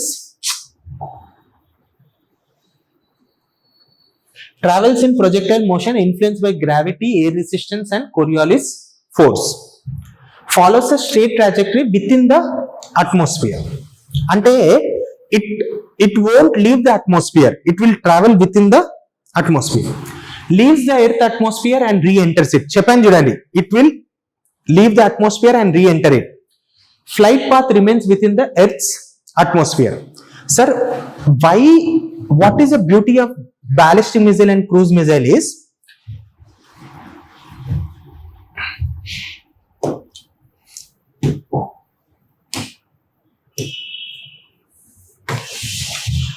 ఇప్పుడు ఇది atmosphere అనుకోండి sir, you launch this ballistic missile. Okay, ఏమవుతుంది అంటే ఇప్పుడు పాకిస్తాన్ ఇక్కడ ఉంది, okay, India ఇక్కడ, వీళ్ళకి కూడా రాడార్స్ ఉంటాయి కదా, వాళ్ళు కూడా సెన్స్ చేస్తారు కదా. Once it is going away from the atmosphere, these radars can detect this ballistic missiles. Cruise missiles యొక్క బెనిఫిట్ ఏంటి అంటే they will stay with in the atmosphere and it will be very difficult for the radars to figure out. ఇప్పుడు radars కనుక్కున్నాయి అనుకోండి, immediate గా radars will shoot down that missile, but cruise missile, they being within the atmosphere, then it will be very difficult for BrahMos is a, why BrahMos could hit many targets is because of that. Chinese air defense systems kuda BrahMos missiles dorkaledu.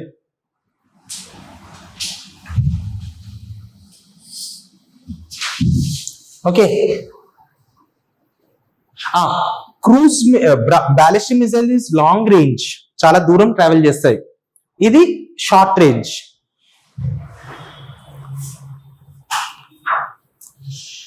reaches high speed due to its speed trajectory, often with terminal speed Mach 5. Okay, Mach 5 అంటే more than the speed of sound. Okay, so this Pralay చెప్పాను చూడండి. Quasi ballistic nature అంటే combines the ballistic missiles high speed అంటే ballistic missile speed high speed descent with ability to manoeuvre. చెప్పాను కదా, manoeuvre mid flight, cruise mid flight, in the trajectory you can manoeuvre. Okay, tiger conservation. Madhya Pradesh has largest tiger population followed by Karnataka, Uttarakhand and Maharashtra. Reserves with highest tiger numbers are Jim Corbett. Okay, Uttarakhand. Sir, రేపొద్దున IAS officer line అనుకోండి, national పార్కులలో పెళ్లి చేసుకోవడానికి కూడా permission ఇస్తారు. అవును sir, speed problem కాదు, speed ballistic missile ఎక్కువ ఉంటది. క్రూజ్ ఏంది అంటే, క్రూజ్ కి బ్యాలిస్టిక్ ఏంది అంటే, బ్యాలిస్టిక్ మిజైల్ అట్మాస్ఫియర్ బయటకు పోయేసరికి, ఇప్పుడు చూడండి సార్, నువ్వు ఎనిమి దగ్గర పోతున్నావు, దూరం నుంచి పోతున్నావు అనుకో, తెలిసిపోతుందా లేదా? ఎనిమి దగ్గర నుంచి పోయినావు అనుకోండి, you cannot easily enter. Ballistic missiles ఏం చేస్తాయంటే ట్రాజెక్టరీ, అంటే బ్యాలిస్టిక్ మిజైల్స్ ఏం చేస్తామంటే మనము ఫస్ట్ ఇనిషియల్ స్పీడ్ తోని వేస్తాం. సో అది గ్రావిటేషన్ అగెయిన్స్ట్ వెళ్ళి అట్మాస్ఫియర్ బయటకు వెళ్తుంది. బట్ ఆబ్వియస్లీ మళ్ళీ గ్రావిటేషన్ ఫుల్ ఇన్ఫ్లుయెన్స్ కి వస్తుంది కదా, ఆ ట్రాజెక్టరీని డిజైన్ చేసుకొని మనం లాంచ్ చేస్తాం. ఓకే, క్రూజ్ మిజైల్ ఏంది అంటే ఇంజన్, అంటే క్రూజ్ మిజైల్ లో ఇంజన్ గ్రావిటీని కాకుండా మిడ్ పాత్ లో కూడా ఇంజన్ ఉంటుంది. ఆ ఇంజన్ ఏం చేస్తుంది అంటే according to that it will change direction. Okay, ఏం చెప్తున్నా నేను? Tiger reserve. ఓకే, ఇంకేదో చెప్తున్నా నేను. ఐఏఎస్ ఆఫీసర్ అయితే నేషనల్ పార్క్లలో పెళ్లి చేసుకోవచ్చు. I attended one of my friends marriage in Jim Corbett national park, which was attended by chief ministers. Okay, IAS officer అమ్మాయి ఏమో తెలుగు అమ్మాయి. సో ఆ టైంలో కేసీఆర్ చీఫ్ మినిస్టర్ ఉండే, కేసీఆర్ కూడా వచ్చాడు. So once you become IAS officers, national పార్క్లలో కూడా పెళ్లి చేసుకోవడానికి పర్మిషన్ ఇస్తారు. ఐఏఎస్ పోస్ట్ చెప్తున్నాను చూడండి sir, IAS post is not very simple. How much ever you dream, more than what you dream, that is the post.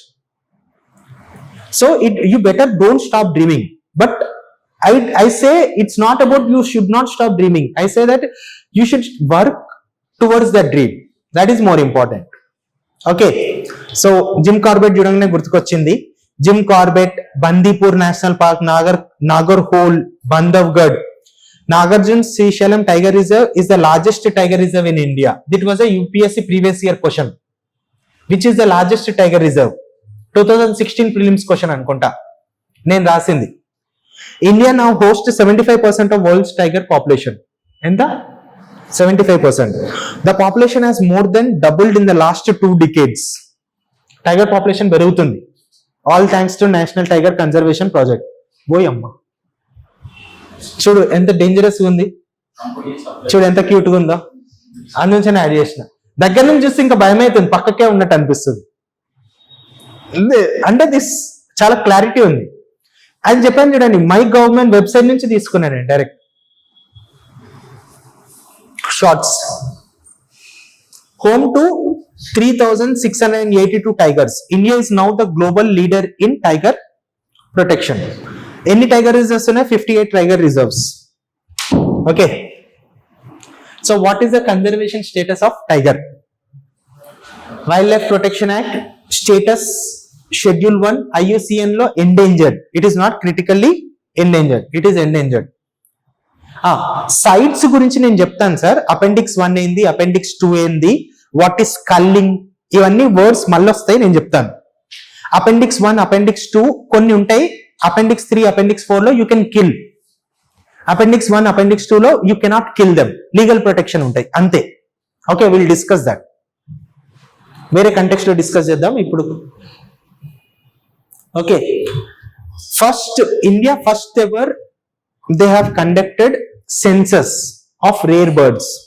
In India, almost a quarter of land mass is covered in grasslands, and 25% is covered in grasslands. This includes the alpine meadows of Himalayas, the chouts in the foothills, the famous terai grasslands in the footprints of Gangas.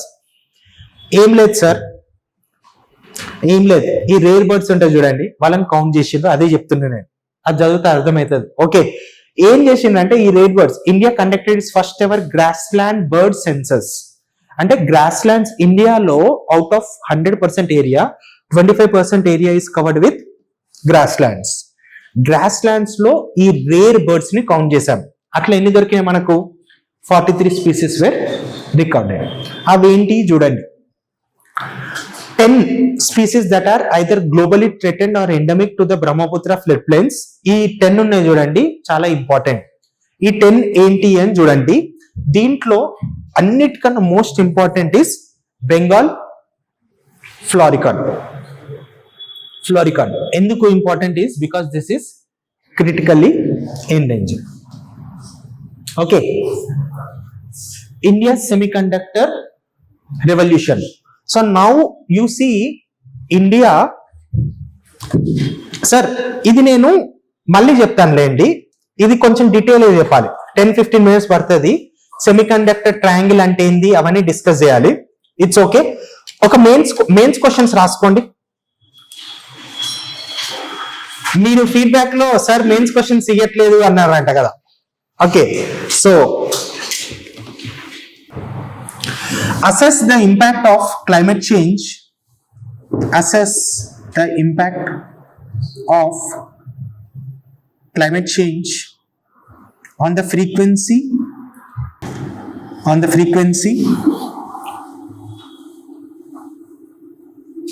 and intensity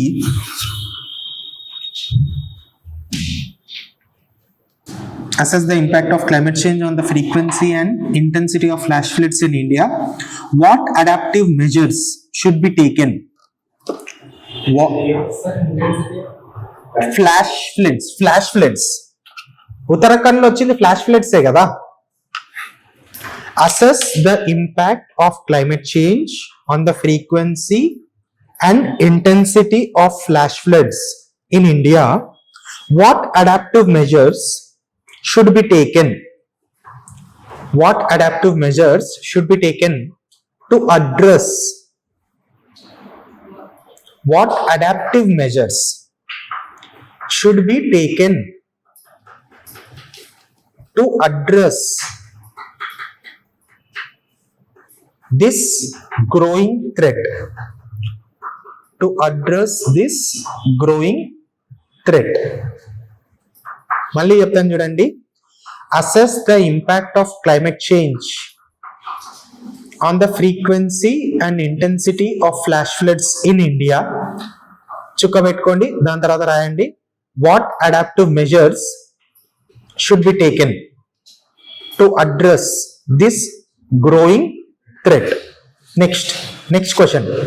Discuss the significance of cooperative. Discuss the significance of cooperatives.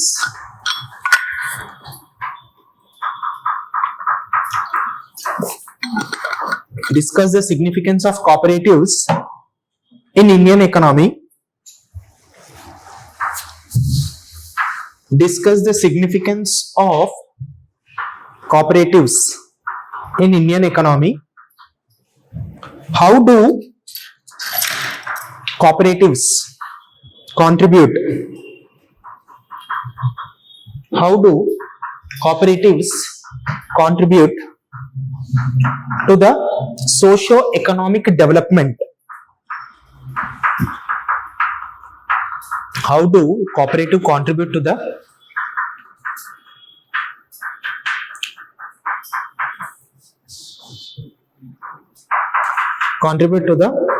socio-economic development of rural areas?